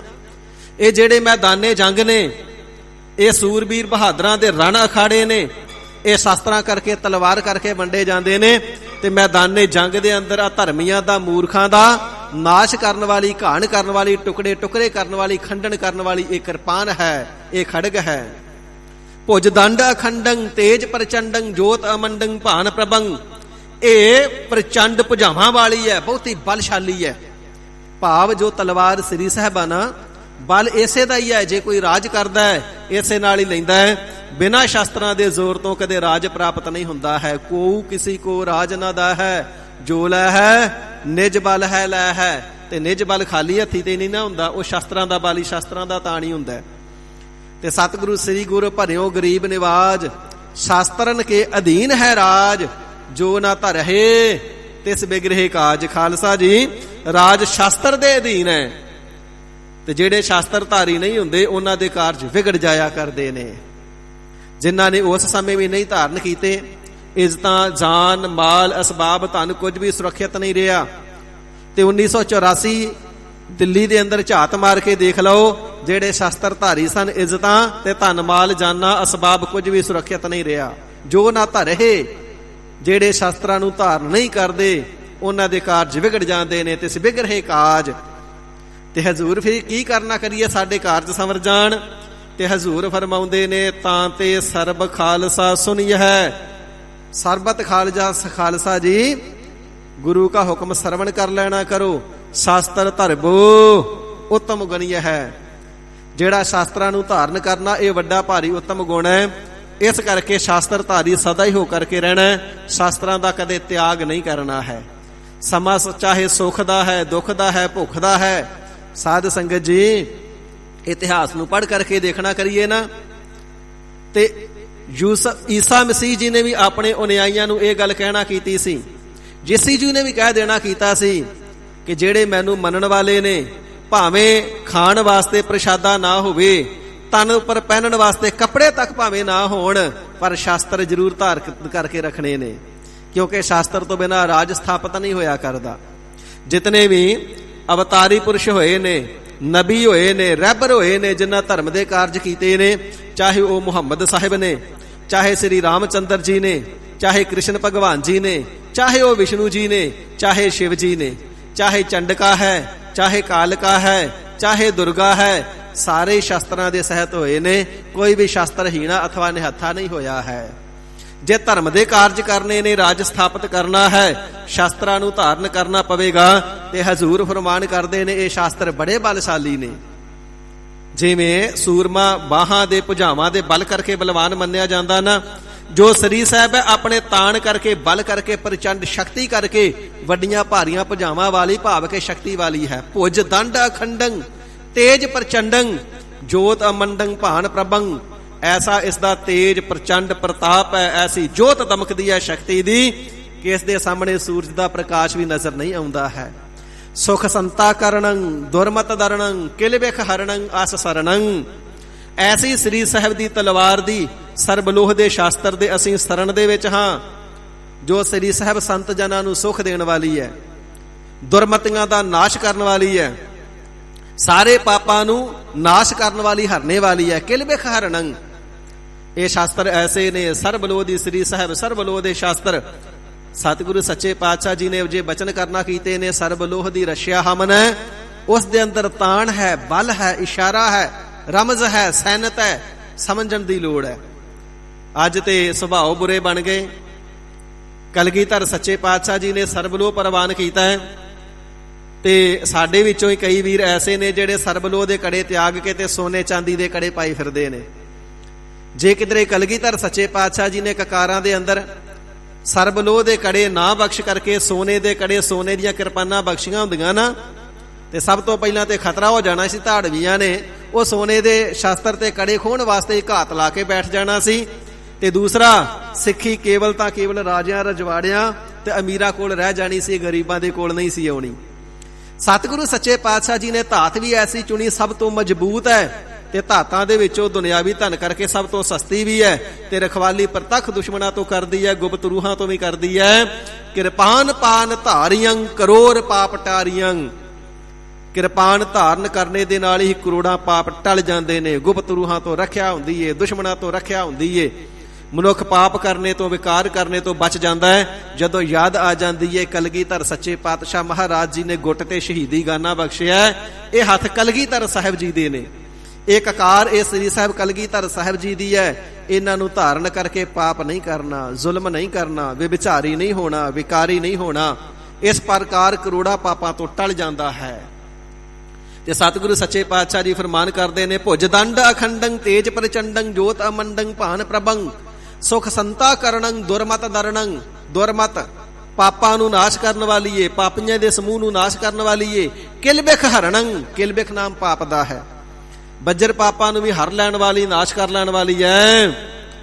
ਆਸ ਸਰਣੰ, ਆਸੇ ਸੱਸੇ ਸਿਹਾਰੀ ਹੈ, ਐੜਾ ਸੱਸੇ ਸਿਹਾਰੀ, ਆਸੇ ਜਿਸ ਦਾ ਭਾਵ ਹੈ ਸ੍ਰੀ ਸਾਹਿਬ। ਐਸੀ ਸ੍ਰੀ ਸਾਹਿਬ ਜੀ ਦੀ ਅਸੀਂ ਸ਼ਰਨ ਪਏ ਹਾਂ ਸਿੱਖੋ, ਐਸੇ ਸ੍ਰੀ ਸਾਹਿਬ ਭਗਉਤੀ, ਐਸੀ ਚੰਡਕਾ, ਐਸੀ ਤਲਵਾਰ, ਐਸੀ ਕਿਰਪਾਨ ਦੇ ਸ਼ਰਨ ਵਿੱਚ ਸਦਾ ਰਹਿਣਾ ਹੈ। ਜੈ ਜੈ ਜਗ ਕਾਰਨ ਸ੍ਰਿਸ਼ਟ ਉਬਾਰਨ ਮਮ ਪ੍ਰਤ ਪਾਰਨ, ਜੈ ਤੇਗੰ, ਸਾਡੀ ਪ੍ਰਤ ਪਾਲਣਾ ਕਰਨ ਵਾਲੀ ਤੇਗ ਤੇਰੀ ਜੈ ਜੈਕਾਰ ਹੋਵੇ। ਹਜ਼ੂਰ ਫਰਮਾਵਣਾ ਕਰਦੇ ਨੇ, ਸਰਬ ਦੀ ਪ੍ਰਤ ਪਾਲਣਾ ਕਰਨ ਵਾਲੀ ਤੇ ਰਾਜ ਭਾਗ ਦੀ ਦਾਤੀ ਤੇ ਸੁੱਖਾਂ ਨੂੰ ਦੇਣ ਵਾਲੀ ਐਸੀ ਸ੍ਰੀ ਸਾਹਿਬ ਹੈ। ਇਸ ਨੂੰ ਸਦਾ ਅੰਗ ਸੰਗ ਰੱਖਣਾ ਹੈ, ਸਦਾ ਓਟ ਰਹਿਣੀ ਹੈ। ਸੋ ਪਹਿਲਾਂ ਵੀ ਬੇਨਤੀ ਕੀਤੀ ਸੀ ਕਲਗੀਧਰ ਸਾਹਿਬ ਜੀ ਦੇ ਬਚਨ, ਗੁਰੂ ਕੇ ਸਿੱਖ ਨੇ ਖਾਲਸੇ ਨੇ ਓਟਾਂ ਕੇਵਲ ਤਾਂ ਕੇਵਲ 4 ਲੈਣੀਆਂ ਨੇ। ਪਹਿਲੀ ਓਟ ਕੇਵਲ ਤਾਂ ਕੇਵਲ ਇੱਕ ਅਕਾਲ ਪੁਰਖ ਵਾਹਿਗੁਰੂ ਜੀ ਦੀ, ਦੂਸਰੀ ਓਟ ਗੁਰ ਪਰਮੇਸ਼ਰ ਜੀ 10 ਗੁਰੂ ਸਾਹਿਬਾਨ ਸ੍ਰੀ ਗੁਰੂ ਗ੍ਰੰਥ ਸਾਹਿਬ ਜੀ ਦੀ, ਹੋਰ ਵਲੀ ਨਬੀ ਰਹਿਬਰ ਪੈਗੰਬਰ ਦੇਵੀ ਦੇਵਤੇ ਦੀ ਓਟ ਨਹੀਂ ਖਾਲਸੇ ਨੂੰ। ਤੀਸਰੀ ਓਟ ਹੈ ਸ਼ਾਸਤਰ ਦੀ, ਸ਼ਾਸਤਰ ਸਦਾ ਤਕੜਾ ਤੇ ਮਜ਼ਬੂਤ ਰੱਖਣਾ ਹੈ। ਇਸੇ ਪ੍ਰਕਾਰ ਸ਼ਾਸਤਰ ਵਿਦਿਆ ਵੀ ਗ੍ਰਹਿਣ ਕਰਨੀ ਹੈ, ਧਾਰਨ ਕਰਨੀ ਹੈ, ਘੋੜ ਅਸਵਾਰੀ ਇਤਿਆਦਿਕ ਵੀ ਸਿੱਖਣੀ ਹੈ। ਤੇ ਸਤਿਗੁਰੂ ਜੀ ਨੇ ਤੇ ਬਚਨ ਕਰ ਦੇਣਾ ਕੀਤੇ ਨਾ, ਖਾਲਸਾ ਸੋਈ ਜੋ ਚੜ੍ਹੈ ਤੁਰੰਗ, ਜਿਹੜਾ ਘੋੜੇ ਦੀ ਅਸਵਾਰੀ ਕਰੇ।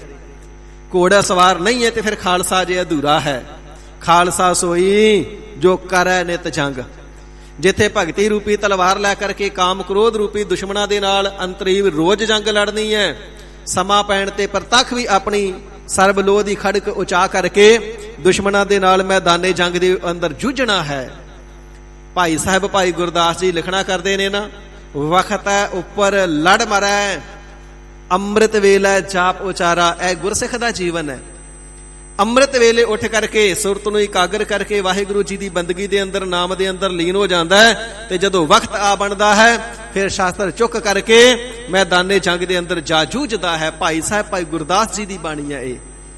ਆਦਿ ਸਮੇਂ ਤੋਂ ਸਤਿਗੁਰੂ ਸੱਚੇ ਪਾਤਸ਼ਾਹ ਜੀ ਦਾ ਤਾਂ ਸਿੱਖਾਂ ਦਾ ਸਿਧਾਂਤ ਹੈ, ਜੋ ਗੁਰਸਿੱਖ ਹੈ ਉਹ ਆਤਮਿਕ ਬਲ ਕਰਕੇ ਵੀ ਪੂਰਾ ਸੂਰਮਾ ਹੋਵੇ, ਸਰੀਰਕ ਬਲ ਕਰਕੇ ਤੇ ਧਰਮ ਅਣਖ ਗੈਰਤ ਸਿਦਕ ਭਰੋਸੇ ਕਰਕੇ ਵੀ ਪੂਰਾ ਸੂਰਮਾ ਹੋਵੇ।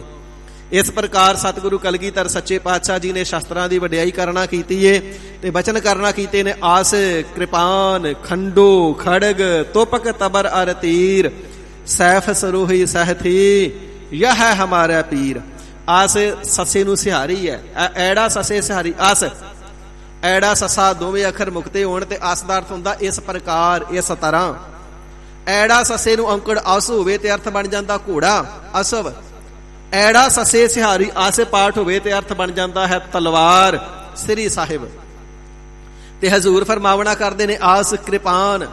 ਅਸ ਨਾਮ ਖੜਗ ਸੋ ਤਲਵਾਰ ਦਾ ਹੈ। ਕਿਰਪਾਨ, ਕਿਰਪਾਨ ਨੂੰ ਕਿਰਪਾਨ ਕਲਗੀਧਰ ਸਾਹਿਬ ਜੀ ਦੇ ਹਸਤ ਕਮਲ ਦੇ ਵਿੱਚ ਆਈ।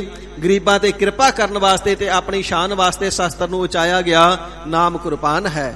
ਖੰਡੋ ਨਾਮ ਖੰਡੇ ਦਾ ਹੈ। ਖੜਗ ਨਾਮ ਖੜਗ ਇੱਕ ਸ਼ਸਤਰ ਹੋਇਆ ਕਰਦਾ ਹੈ। ਸਾਧ ਸੰਗਤ ਜੀ ਇਹ ਸ਼ਾਸਤਰਾਂ ਦਾ ਪ੍ਰਕਾਰ ਲਗਭਗ ਇੱਕ ਤਰ੍ਹਾਂ ਦਾ ਹੈ, ਬਨਾਵਟ ਵੱਖਰੀ ਹੈ। ਵੱਖਰੀ ਵੱਖਰੀ ਬਨਾਵਟ ਨੇ, ਵੱਖਰੇ ਵੱਖਰੇ ਇਹਨਾਂ ਦੇ ਨਾਮ ਨੇ। ਤੇ ਕਲਗੀਧਰ ਸਾਹਿਬ ਜੀ ਨੇ ਸਮੂਹ ਸ਼ਾਸਤਰਾਂ ਦੇ ਨਾਮ ਜੋ ਸ਼ਸਤਰਨਾਮਾ ਬਾਣੀ ਹੈ ਉਸ ਦੇ ਅੰਦਰ ਸੁਭਾਏਮਾਨ ਕਰਨਾ ਕੀਤੇ ਨੇ।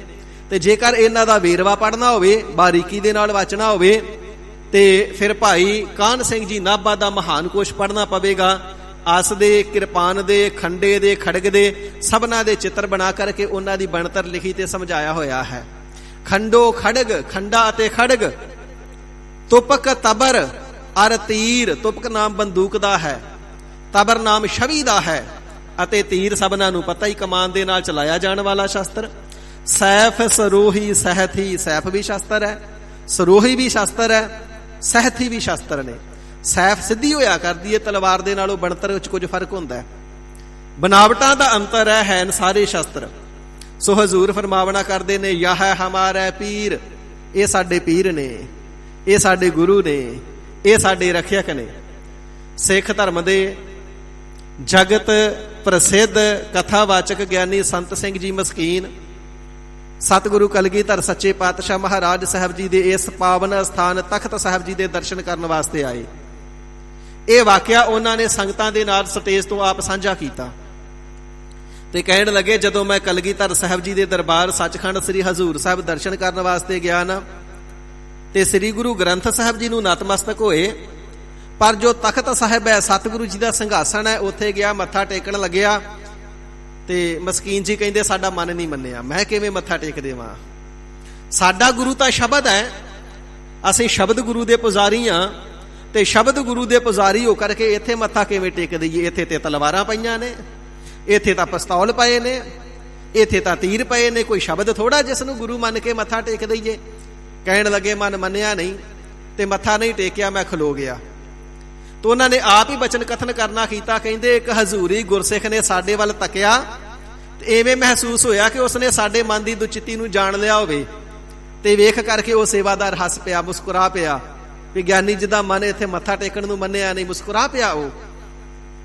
ਤੇ ਮਸਕੀਨ ਜੀ ਕਹਿੰਦੇ ਮਨ ਵਿੱਚ ਵਲਵਲਾ ਰਹਿ ਗਿਆ ਕਿ ਇੱਥੇ ਪਿਸਤੌਲਾਂ ਨੂੰ ਮੱਥਾ ਕਿਵੇਂ ਟੇਕਾਂ? ਇਹ ਸਾਡਾ ਇਸ਼ਟ ਨਹੀਂ, ਸਾਰੇ ਕਿਉਂ ਮੱਥਾ ਟੇਕ ਰਹੇ ਨੇ? ਪਰ ਜਦੋਂ ਅਰਦਾਸ ਹੋਈ ਤੇ ਅਰਦਾਸ ਤੋਂ ਉਪਰੰਤ ਰਾਗੀ ਸਿੰਘਾਂ ਨੇ ਸ਼ਬਦ ਦਾ ਕੀਰਤਨ ਪ੍ਰਾਰੰਭ ਕੀਤਾ ਨਾ ਤੇ ਰਾਗੀ ਸਿੰਘਾਂ ਦੀ ਰਸਨਾ ਦੁਆਰਾ ਕਲਗੀਧਰ ਸਾਹਿਬ ਜੀ ਨੇ ਸਾਡਾ ਸ਼ੰਕਾ ਨਿਵਰਤ ਕਰ ਦਿੱਤਾ। ਇਸੇ ਸ਼ਬਦ ਦਾ ਕੀਰਤਨ ਰਾਗੀ ਸਿੰਘਾਂ ਨੇ ਕਰਨਾ ਕੀਤਾ। ਅਸ ਕਿਰਪਾਨ ਖੰਡੋ ਖੜਗ ਤੁਪਕ ਤਬਰ ਅਰ ਤੀਰ ਸੈਫ ਸਰੋਹੀ ਸਹਿਥੀ ਯਹ ਹੈ ਹਮਾਰਾ ਪੀਰ। ਕਲਗੀਧਰ ਸਾਹਿਬ ਜੀ ਦੇ ਪ੍ਰਵਚਨ ਸਰਵਣ ਕਰਕੇ ਕੀਰਤਨ ਰੂਪ ਦੇ ਅੰਦਰ ਸ਼ੰਕਾ ਦੀ ਨਿਵਰਤੀ ਹੋ ਗਈ। ਕਹਿੰਦੇ ਫਿਰ ਅਸੀਂ ਮਸਤਕ ਟੇਕ ਦਿੱਤਾ, ਸਮਝ ਆ ਗਈ। ਭਗਤ ਦਾ ਗੁਰੂ ਸ਼ਬਦ ਹੈ, ਸੰਤ ਦਾ ਗੁਰੂ ਸ਼ਬਦ ਹੈ। ਸਤਿਗੁਰੂ ਜੀ ਰਖਵਾਲੀ ਕਰਦੇ ਨੇ ਨਾ, ਜਿਵੇਂ ਸੰਤ ਦੀ ਜਿਵੇਂ ਭਗਤ ਦੀ, ਐਵੇਂ ਯੋਧੇ ਦੀ ਰਖਵਾਲੀ ਸ਼ਸਤਰ ਦੁਆਰਾ ਹੁੰਦੀ ਹੈ। ਇਸ ਕਰਕੇ ਯੋਧੇ ਦਾ ਸੂਰਬੀਰ ਦਾ ਜਿਹੜਾ ਗੁਰੂ ਹੈ ਉਹ ਸ਼ਸਤਰ ਹੈ। ਕਹਿੰਦੇ ਜੀ ਸ਼ੰਕਾ ਨਿਵਰਤ ਹੋ ਗਿਆ। ਕਲਗੀਧਰ ਸਾਹਿਬ ਜੀ ਸੰਤ ਵੀ ਨੇ, ਸਿਪਾਹੀ ਵੀ ਨੇ। ਖਾਲਸੇ ਨੂੰ ਸੰਤ ਵੀ ਸਾਜਿਆ ਹੈ, ਸਿਪਾਹੀ ਵੀ ਸਾਜਿਆ ਹੈ। ਗੁਰੂ का सिख संत है ਤੇ ਸ਼ਬਦ ਗੁਰੂ ਹੈ, ਗੁਰੂ का सिख सिपाही भी है। इस करके शास्त्र गुरु है।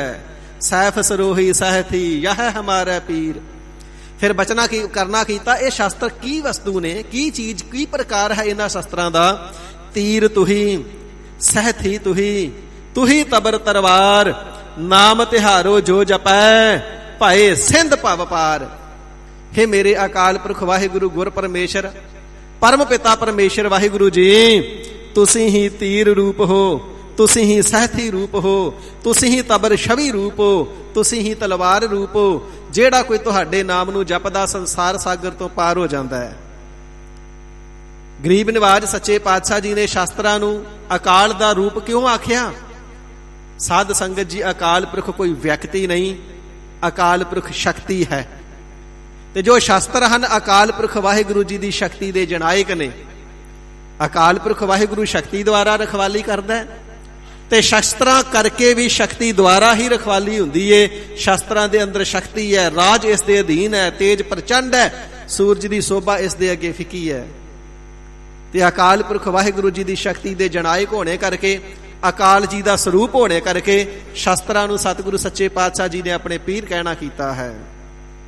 जिते शस्त्र नामं नमस्कार तामं, जिन्ने भी शास्त्रां दे नाम ने ना, शास्त्रां नूं उन्हां दे नामां दे सहित साडी नमस्कार है।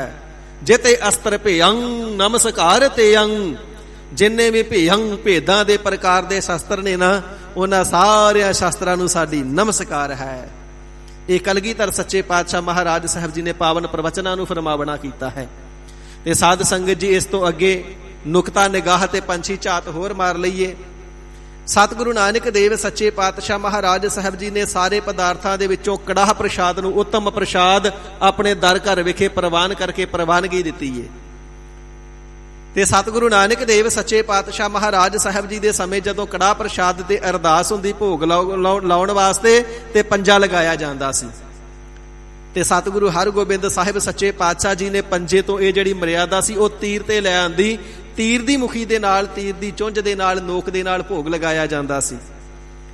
ते कलगीधर सच्चे पातशाह महाराज साहब जी ने इस मर्यादा नूं तीर तो फिर किरपान दे उपर ले आवना कीता है। कड़ाह प्रसाद दी देग नूं ते लंगर नूं जिहड़ा भोग है वो केवल तां केवल श्री साहब जी दे नाल किरपान दे नाल लगेगा जी। किरपान दे नाल क्यों? शास्त्रां दे नाल ही क्यों? तीर दे नाल क्यों? किरपान दे नाल क्यों? कारण की है? ये जिहड़े शास्त्र ने ना, ये अकाल पुरख वाहिगुरु जी दा मुख मन्ने गए ने, अकाल पुरख वाहिगुरु जी दी रसना मन्नी गई है। जिवें मनुख मुख दे नाल भोजन छकदा है, रसना दे नाल पदार्थां चों रस लैंदा ना, अकाल पुरख वाहिगुरु जी दा मुख अथवा जो रसना है वो शास्त्र है, श्री साहिब है, किरपान है। इस करके किरपान दे नाल अकाल पुरख वाहिगुरु जी नूं अथवा गुर परमेश्वर जी नूं भोग लगाया जाता है। कलगीधर सच्चे पातशाह महाराज साहब जी ने पीर आखना कीता है ते बहुत वड्डी भारी महानता दर्शावना कीती है। सानू नकम्मियां नूं अकल आ जावे, सिक्ख्या मिल जावे, सेध मिल जावे, बुद्धि अंदर प्रकाश हो जावे। सतगुरु सच्चे पातशाह जी ने सानू अकाल दे चरनी पाया है, अकाल दी शरण ग्रहण करने दा हुक्म करना कीता है। ते अकाल स्वरूप गुरबाणी बख्शी है, ते अकाल स्वरूप ही शास्त्र बख्शिश करना कीते ने। संत सिपाही बनावना कीता है। संत दा प्रकार है ते शब्द गुरु है, सिपाही दा प्रकार है ते खालसे दा शास्त्र गुरु है। एक हाथ माला दूजे तेग दे के भगती शक्ति नूं कठियां जोड़ दिता। कलगीधर सच्चे पातशाह महाराज साहब जी ने इस प्रकार सारे ही शास्त्रां नूं आप धारण करना कीता है ते अपने गुरसिखां नूं सारे शास्त्र धारण करावना कीते ने ते बचन ही कर देना कीता है कि जेड़ा धर्म है वो राज तो बिना नहीं चलदा ते जेड़ा राज है उस तो बिना सब दले मले जांदे ने। राज बिना न है धर्म चले है, धर्म बिना सब दले मले है। पर राज जेड़ा प्राप्त है वो शास्त्र करके हुंदा है। शास्त्र करके राज प्राप्त ते राज करके धर्म की स्थिति है, स्थापति है। ते कलगीधर साहब जी ने सदीव काल वास्ते अपने गुरसिखां नूं आन शान दी बरकरारी वास्ते ते गऊ गरीब दी रखिया वास्ते शास्त्र धारी सूरबीर योधे बना देना कीता है। खालसा जो सजदा है जुड़दा अकाल नाल, एक हाथ माला ओदे दूजे तलवार होवे। ऐसा सतगुरु जी ने खालसे का निरूपण कर देना कीता है, खालसे नूं स्वरूप बख्शिश कर देना कीता है। सो इस प्रकार कलगीधर सच्चे पातशाह जी ने श्री दसम ग्रंथ साहिब जी की युद्धमई गुरबाणी नूं आप रचना कीता है। पाउंटा साहिब आए ने, जमुना नदी का किनारा है, सतगुरु जी ने स्थान प्रगट कर दिता है। ਇਹ ਸਾਡੇ ਪੁਰਾਤਨ ਜਨਮ ਦਾ ਤਪ ਅਸਥਾਨ ਹੈ, ਸਾਡਾ ਪੂਰਬਲੇ ਜਨਮ ਦਾ ਇਸ ਦੇ ਨਾਲ ਸੰਬੰਧ ਲੱਗਦਾ ਹੈ।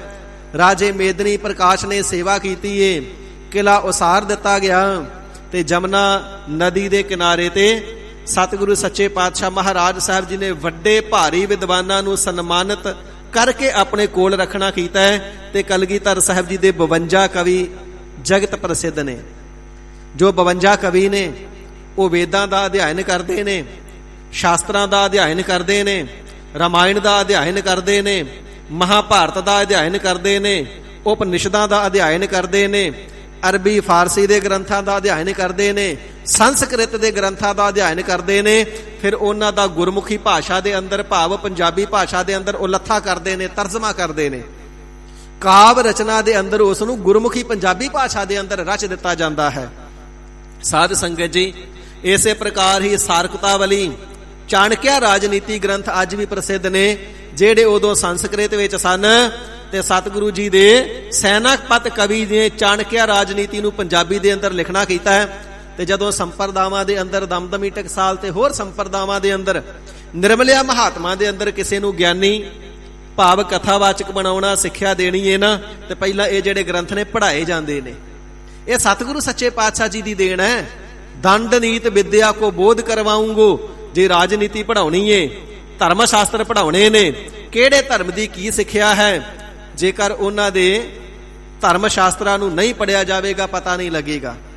ਸਤਿਗੁਰੂ ਨਾਨਕ ਦੇਵ ਸਾਹਿਬ ਜੀ ਸਭ ਤੋਂ ਵੱਡੇ ਕਿਉਂ ਨੇ? ਸ੍ਰੀ ਗੁਰੂ ਗ੍ਰੰਥ ਸਾਹਿਬ ਜੀ ਦੀ ਬਾਣੀ ਬਾਣੀਆਂ ਸਿਰ ਬਾਣੀ ਕਿਉਂ ਹੈ? ਸਭ ਤੋਂ ਉੱਤਮ ਕਿਉਂ ਹੈ? ਜਦ ਤੱਕ ਦੂਜੇ ਧਰਮ ਪੁਸਤਕਾਂ ਦਾ ਗ੍ਰੰਥਾਂ ਦਾ ਅਧਿਐਨ ਨਹੀਂ ਕਰਾਂਗੇ, ਫਿਰ ਸ੍ਰੀ ਗੁਰੂ ਗ੍ਰੰਥ ਸਾਹਿਬ ਜੀ ਦੀ ਗੁਰਬਾਣੀ ਨਹੀਂ ਵਿਚਾਰਾਂਗੇ, ਉਦੋਂ ਤੱਕ ਸਮਝ ਨਹੀਂ ਆਵੇਗੀ, ਪਤਾ ਨਹੀਂ ਲੱਗੇਗਾ। ਸਤਿਗੁਰੂ ਸੱਚੇ ਪਾਤਸ਼ਾਹ ਜੀ ਨੇ ਸਰਬਪੱਖੀ ਗਿਆਨ ਆਪਣੇ ਖਾਲਸੇ ਨੂੰ ਬਖਸ਼ਣ ਵਾਸਤੇ, ਧਰਮ ਦਾ ਤੇ ਨੀਤੀ ਦਾ ਗਿਆਨ ਦੇਣ ਵਾਸਤੇ, ਜਿੱਥੇ ਕਵੀਆਂ ਨੂੰ ਕੋਲ ਰੱਖ ਕਰਕੇ ਕਾਵ ਰਚਨਾ ਕਰਵਾਈਏ। ਸਤਿਗੁਰੂ ਕਲਗੀਧਰ ਸੱਚੇ ਪਾਤਸ਼ਾਹ ਜੀ ਮਹਾਰਾਜ ਆਪ ਕਵੀਆਂ ਦੇ ਰਾਜੇ ਨੇ। ਕਵੀਆਂ ਦੇ ਰਾਜੇ ਹੋ ਜੀ, ਹਰ ਦਿਲ ਮਹਿਬੂਬ ਪਿਆਰੇ, ਕਰ ਮੇਰ ਨਿਮਾਣਿਆ ਤੇ ਚਿੜੀਓ ਬਾਜ ਤੁੜਾਵਣ ਹਾਰੇ। ਤੇਰੇ ਕਵਨ ਕਵਨ ਗੁਣ ਕਹਿ ਕਹਿ ਗਾਵਾਂ, ਤੂੰ ਸਾਹਿਬ ਗੁਣੀ ਨਿਧਾਨਾ, ਤੁਮਰੀ ਮਹਿਮਾ ਬਰਨ ਨਾ ਸਾਕਾਓ, ਤੂੰ ਠਾਕੁਰ ਊਚ ਭਗਵਾਨਾ। ਲਾਲਾ ਦੌਲਤ ਰਾਏ ਲਿਖਦਾ ਨਾ, ਮਹਾਰਾਜ ਤੁਹਾਨੂੰ ਪਿਤਾ ਦਾ ਦਾਨੀ ਲਿਖਾਂ, ਪੁੱਤਰਾਂ ਦਾ ਦਾਨੀ ਲਿਖਾਂ, ਸਰਬੰਸ ਦਾ ਦਾਨੀ ਲਿਖਾਂ, ਧਰਮ ਰੱਖਿਅਕ ਲਿਖਾਂ, ਬਾਜਾਂ ਵਾਲਾ ਲਿਖਾਂ, ਤਖਤਾਂ ਵਾਲਾ ਲਿਖਾਂ, ਫੌਜਾਂ ਵਾਲਾ ਲਿਖਾਂ, ਤਾਜਾਂ ਵਾਲਾ ਲਿਖਾਂ, ਰਾਜੇ ਚਰਨਾਂ ਤੇ ਝੁਕਦੇ ਨੇ, ਰਾਜਿਆਂ ਦਾ ਰਾਜਾ ਲਿਖਾਂ। ਤੇ ਜਿਸ ਵੇਲੇ ਮਾਛੀਵਾੜੇ ਦੇ ਜੰਗਲ ਵਿੱਚ ਦੇਖਦਾ ਹਾਂ ਦਰਵੇਸ਼ ਲਿਖਾਂ। ਮਹਾਰਾਜ ਸੱਚੇ ਪਾਤਸ਼ਾਹ ਜੀ ਹੀਰਿਆਂ ਨੂੰ, ਖਜ਼ਾਨਿਆਂ ਨੂੰ ਠੋਕਰਾਂ ਮਾਰ ਮਾਰ ਕੇ ਸਤਲੁਜ ਦੇ ਵਿੱਚ ਰੋੜ ਦਿੰਦੇ ਹੋ, ਤਿਆਗੀ ਲਿਖਾਂ। ਜਾਂ ਸਿੰਘਾਸਨ ਤੇ ਬੈਠਿਆਂ ਨੂੰ ਆਪ ਜੀ ਨੂੰ ਮਾਇਆਪਤੀ ਲਿਖਾਂ। ਮਹਾਰਾਜ ਇਤਨੇ ਆਪ ਜੀ ਦੇ ਗੁਣ ਨੇ ਕਥਨ ਕਰਨ ਵਿੱਚ ਨਹੀਂ ਆਉਂਦੇ। ਨੀਲੇ ਦਾ ਸ਼ਾਹ ਅਸਤਵਾਰ ਲਿਖਾਂ, ਸ਼ਮਸ਼ੇਰ ਬਹਾਦਰ ਲਿਖਾਂ, ਤੀਰ ਅੰਦਾਜ਼ ਲਿਖਾਂ। ਕਿਹੜੇ ਕਿਹੜੇ ਗੁਣ ਲਿਖਣਾ ਕਰਾਂ, ਜਿਹੜੇ ਬੇਅੰਤ ਗੁਣ ਕਲਗੀਧਰ ਸੱਚੇ ਪਾਤਸ਼ਾਹ ਮਹਾਰਾਜ ਸਾਹਿਬ ਜੀ ਨੇ ਨਾ, ਉਹਨਾਂ ਬੇਅੰਤ ਗੁਣਾਂ ਦੇ ਵਿੱਚ ਇੱਕ ਗੁਣ ਹੈ, ਕਵੀਆਂ ਦੇ ਰਾਜੇ ਹੋ ਜੀ, ਹਰ ਦਿਲ ਮਹਿਬੂਬ ਪਿਆਰੇ। ਕਵੀਆਂ ਦੇ ਰਾਜੇ ਨੇ, ਹਰ ਦਿਲ ਦੇ ਮਹਿਬੂਬ ਨੇ, ਮਾਹੀ ਨੇ, ਪਿਆਰੇ ਹੋ ਕਲਗੀਧਰ ਸੱਚੇ ਪਾਤਸ਼ਾਹ ਜੀ।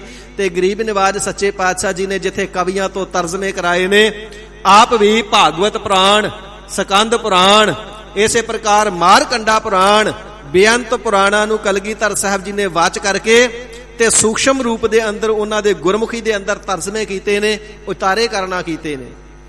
ਤੇ ਜੇ ਭਗਵਤ ਪੁਰਾਣ ਦਾ ਉਤਾਰਾ ਕਰਨਾ ਕੀਤਾ ਹੈ ਤੇ ਬਚਨ ਫਰਮਾ ਦੇਣਾ ਕੀਤੇ ਨੇ, ਦਸਮ ਕਥਾ ਭਾਗਵਤ ਕੀ ਭਾਖਾ ਕਰੀ ਬਣਾਏ। ਇਹ ਭਗਵਤ ਪੁਰਾਣ ਦੇ 10ਵੇਂ ਸਕੰਦ ਦੀ ਜਿਹੜੀ ਕਥਾ ਹੈ, ਭਾਸ਼ਾ ਦੇ ਅੰਦਰ, ਗੁਰਮੁਖੀ ਭਾਸ਼ਾ ਦੇ ਅੰਦਰ ਬਣਾ ਕਰਕੇ ਅਸਾਂ ਨੇ ਰਚ ਦਿੱਤੀ ਹੈ। ਪ੍ਰਯੋਜਨ ਕੀ ਹੈ?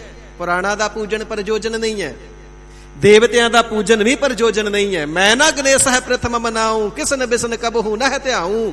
ਕੰਨਾਂ ਨਾਲ ਸੁਣੇ ਨੇ, ਹੈਗੇ ਨੇ, ਪਰ ਅੱਖ ਥੱਲੇ ਕਦੇ ਲਿਆਂਦਾ ਹੀ ਨਹੀਂ, ਕੋਈ ਪਛਾਣ ਨਹੀਂ, ਅਸੀਂ ਨਹੀਂ ਜਾਣਦੇ ਇਹ ਕੌਣ ਨੇ। ਕਾਨ ਸੁਨੇ ਪਹਿਚਾਨ ਨਾ 300, ਇਹਨਾਂ ਨਾਲ ਕੋਈ ਪਹਿਚਾਣ ਨਹੀਂ। ਹੇ ਪਰਮ ਪਿਤਾ ਪਰਮਾਤਮਾ ਜੀ, ਲਿਵ ਲਾਗੀ ਮੋਰੀ ਪਗ 300, ਮੇਰੀ ਤੇ ਇਹਨਾਂ ਆਪ ਜੀ ਦੇ ਚਰਨਾਂ ਨਾਲ ਲਿਵ ਲੱਗੀ ਹੈ, ਉਹਨਾਂ ਨਾਲ ਸਾਡਾ ਕੋਈ ਵਾਹ ਵਾਸਤਾ ਨਹੀਂ, ਉਹਨਾਂ ਦੀ ਕੋਈ ਪੂਜਾ ਉਪਾਸਨਾ ਅਸੀਂ ਨਹੀਂ ਕਰਦੇ ਹਾਂ।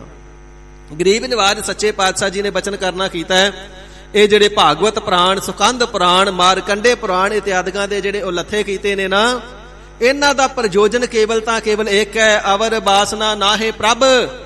हे ਪ੍ਰਭੂ ਜੀ, ਹੋਰ ਕੋਈ ਵਾਸ਼ਨਾ, ਕੋਈ ਸੰਕਲਪ ਲੈ ਕਰਕੇ ਇਹਨਾਂ ਦਾ ਅਧਿਆਇਨ ਜਾਂ ਇਹਨਾਂ ਦਾ ਤਰਜਮਾ ਨਹੀਂ ਕੀਤਾ ਹੈ।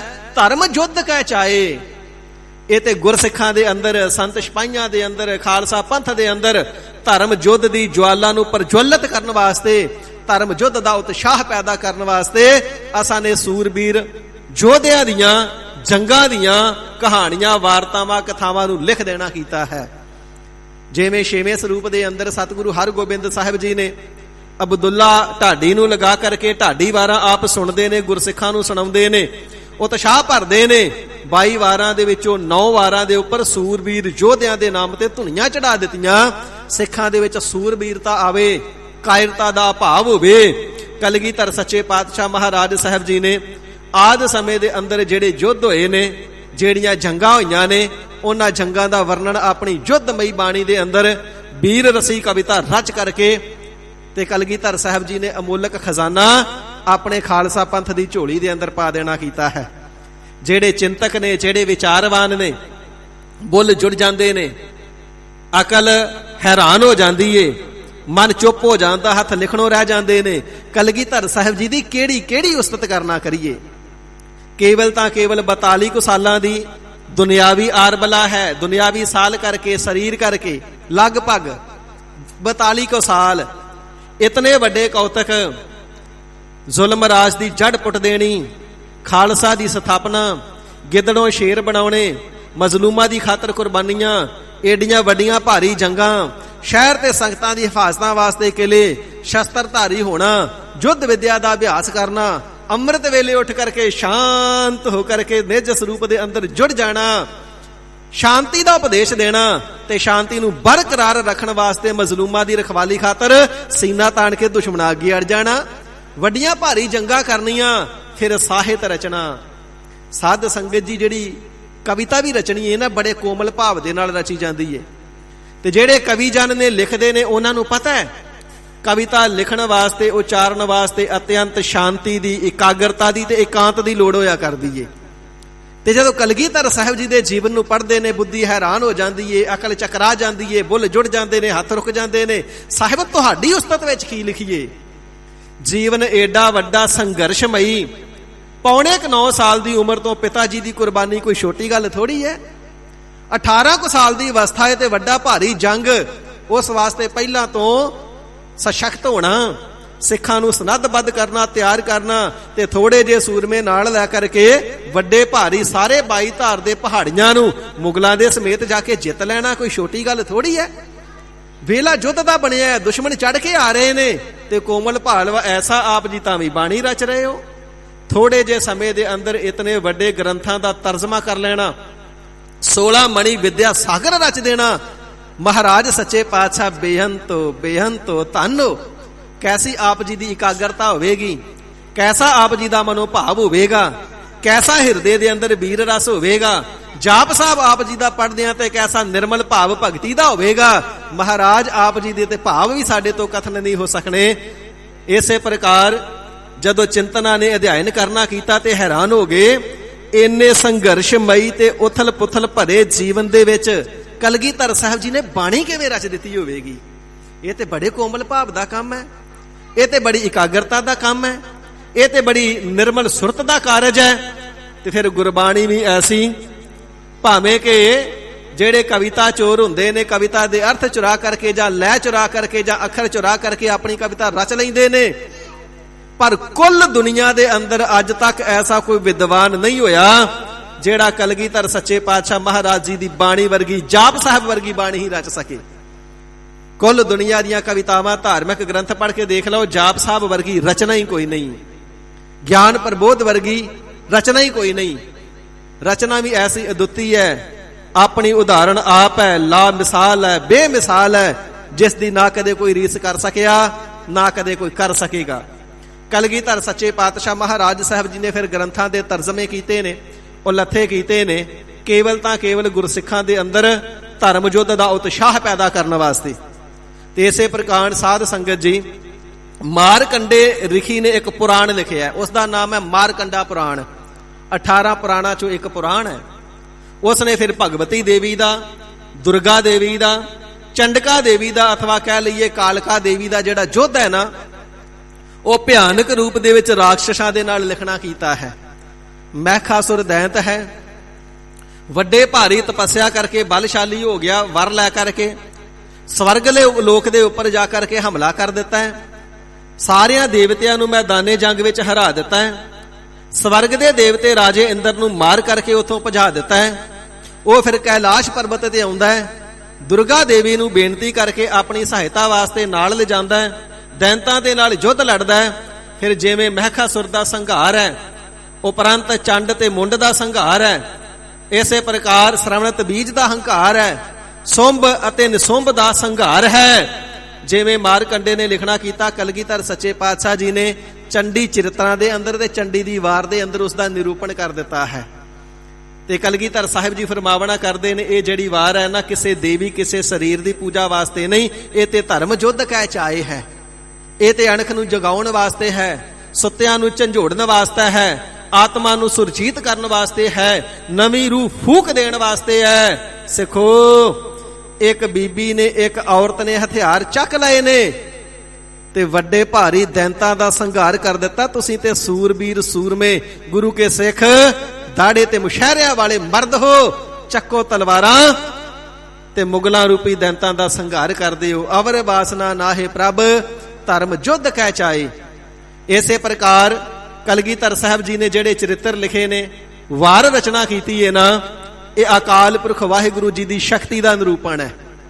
ਭਗਉਤੀ ਭਗਤ ਦਾ ਨਾਮ ਵੀ ਹੈ, ਭਗਉਤੀ ਪਰਮਾਤਮਾ ਜੀ ਦਾ ਨਾਮ ਵੀ ਹੈ, ਭਗਉਤੀ ਸ੍ਰੀ ਸਾਹਿਬ ਜੀ ਦਾ ਨਾਮ ਵੀ ਹੈ।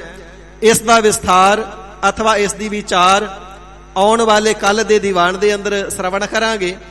ਤੇ ਜੋ ਸਤਿਗੁਰੂ ਸੱਚੇ ਪਾਤਸ਼ਾਹ ਜੀ ਨੇ ਯੁੱਧਮਈ ਬਾਣੀ ਚੰਡੀ ਦੀ ਵਾਰ ਰਚਨਾ ਕੀਤੀ ਹੈ, ਉਸ ਦੀ ਸੂਖਸ਼ਮ ਸ਼ਬਦਾਂ ਦੇ ਅੰਦਰ ਵਿਚਾਰ ਵੀ ਕੱਲ ਸ਼ਰਵਣ ਕਰਾਂਗੇ, ਜਿਸ ਦੇ ਨਾਲ ਸ਼ਾਸਤਰਾਂ ਦੀ ਤੇ ਸ਼ਾਸਤਰ ਦੀ ਸ਼ਕਤੀ ਦੀ ਹੋਰ ਜੋ ਮਹਿਮਾ ਹੈ ਪ੍ਰਗਟ ਹੁੰਦੀ ਹੈ। ਤੇ ਸਤਿਗੁਰੂ ਸੱਚੇ ਪਾਤਸ਼ਾਹ ਜੀ ਆਪਣੇ ਸਿੱਖਾਂ ਨੂੰ ਕਿਵੇਂ ਬਲਸ਼ਾਲੀ ਬਣਾਉਂਦੇ ਨੇ, ਵੀਰ ਬਹਾਦਰ ਬਣਾਉਂਦੇ ਨੇ ਆਪਣੀ ਗੁਰਬਾਣੀ ਦੇ ਨਾਲ। ਗੁਰਬਾਣੀ ਦਾ ਪਾਠ ਨਿਤਨੇਮ ਤੇ ਜਾਪ ਬਖਸ਼ਿਸ਼ ਕਰਕੇ ਗਰੀਬ ਨਿਵਾਜ ਸੱਚੇ ਪਾਤਸ਼ਾਹ ਜੀ ਕਿਰਪਾਲਤਾ ਕਰਨ, ਗੁਰੇ ਇਤਿਹਾਸ ਤੇ ਸ਼ਾਸਤਰ ਮਹਿਮਾ ਦੁਆਰਾ ਇਤਨੀ ਕੁ ਹਾਜ਼ਰੀ ਪ੍ਰਵਾਨ ਕਰਨ। ਸਾਧ ਸੰਗਤ ਜੀ, ਜੋ ਸਤਿਗੁਰੂ ਜੀ ਦੇ ਪਾਵਨ ਦਰਬਾਰ ਵਿਖੇ ਸਤਿਗੁਰੂ ਸੱਚੇ ਪਾਤਸ਼ਾਹ ਜੀ ਦੀ ਪਾਵਨ ਅੰਮ੍ਰਿਤਮਈ ਗੁਰਬਾਣੀ ਦੀ ਲੜੀਵਾਰ ਕਥਾ ਵਿਚਾਰ ਚੱਲ ਰਹੀ ਹੈ। ਹੁਣ ਲੜੀਵਾਰ ਕਥਾ ਦੁਆਰਾ ਕਲਗੀਧਰ ਸੱਚੇ ਪਾਤਸ਼ਾਹ ਮਹਾਰਾਜ ਜੀ ਦੇ ਮੁਬਾਰਕ ਚਰਨ ਕਮਲਾਂ ਵਿਖੇ, ਸ੍ਰੀ ਗੁਰੂ ਗ੍ਰੰਥ ਸਾਹਿਬ ਜੀ ਦੇ ਮੁਬਾਰਕ ਚਰਨ ਕਮਲਾਂ ਵਿਖੇ ਸ਼ਰਵਣ ਭਗਤੀ ਕਰਦਿਆਂ ਹਾਜ਼ਰੀਆਂ ਲਗਵਾ ਕਰਕੇ ਹੋਰ ਸਤਿਗੁਰੂ ਜੀ ਦੀਆਂ ਖੁਸ਼ੀਆਂ ਪ੍ਰਾਪਤ ਕਰਨੇ ਦਾ ਯਤਨ ਕਰੀਏ। ਅੰਮ੍ਰਿਤ ਬਾਣੀ ਦੀ ਕਥਾ ਵਿਚਾਰ ਤੋਂ ਪਹਿਲਾਂ ਹਿਰਦਿਆਂ ਦੀ ਇਕਾਗਰਤਾ ਤੇ ਰਸਨਾ ਮੁਖ ਦੀ ਪਵਿੱਤਰਤਾ ਵਾਸਤੇ ਸਤਿਗੁਰੂ ਜੀ ਦਾ ਬਖਸ਼ਿਆ ਨਾਮ ਸਹਿਤ ਪਿਆਰ ਦੇ ਉਚਾਰਣਾ ਕਰੀਏ ਜੀ। ਸਤਨਾਮ ਸ੍ਰੀ ਵਾਹਿਗੁਰੂ ਸਾਹਿਬ ਜੀ। ਸਤਨਾਮ ਸ੍ਰੀ ਵਾਹਿਗੁਰੂ ਸਾਹਿਬ ਜੀ।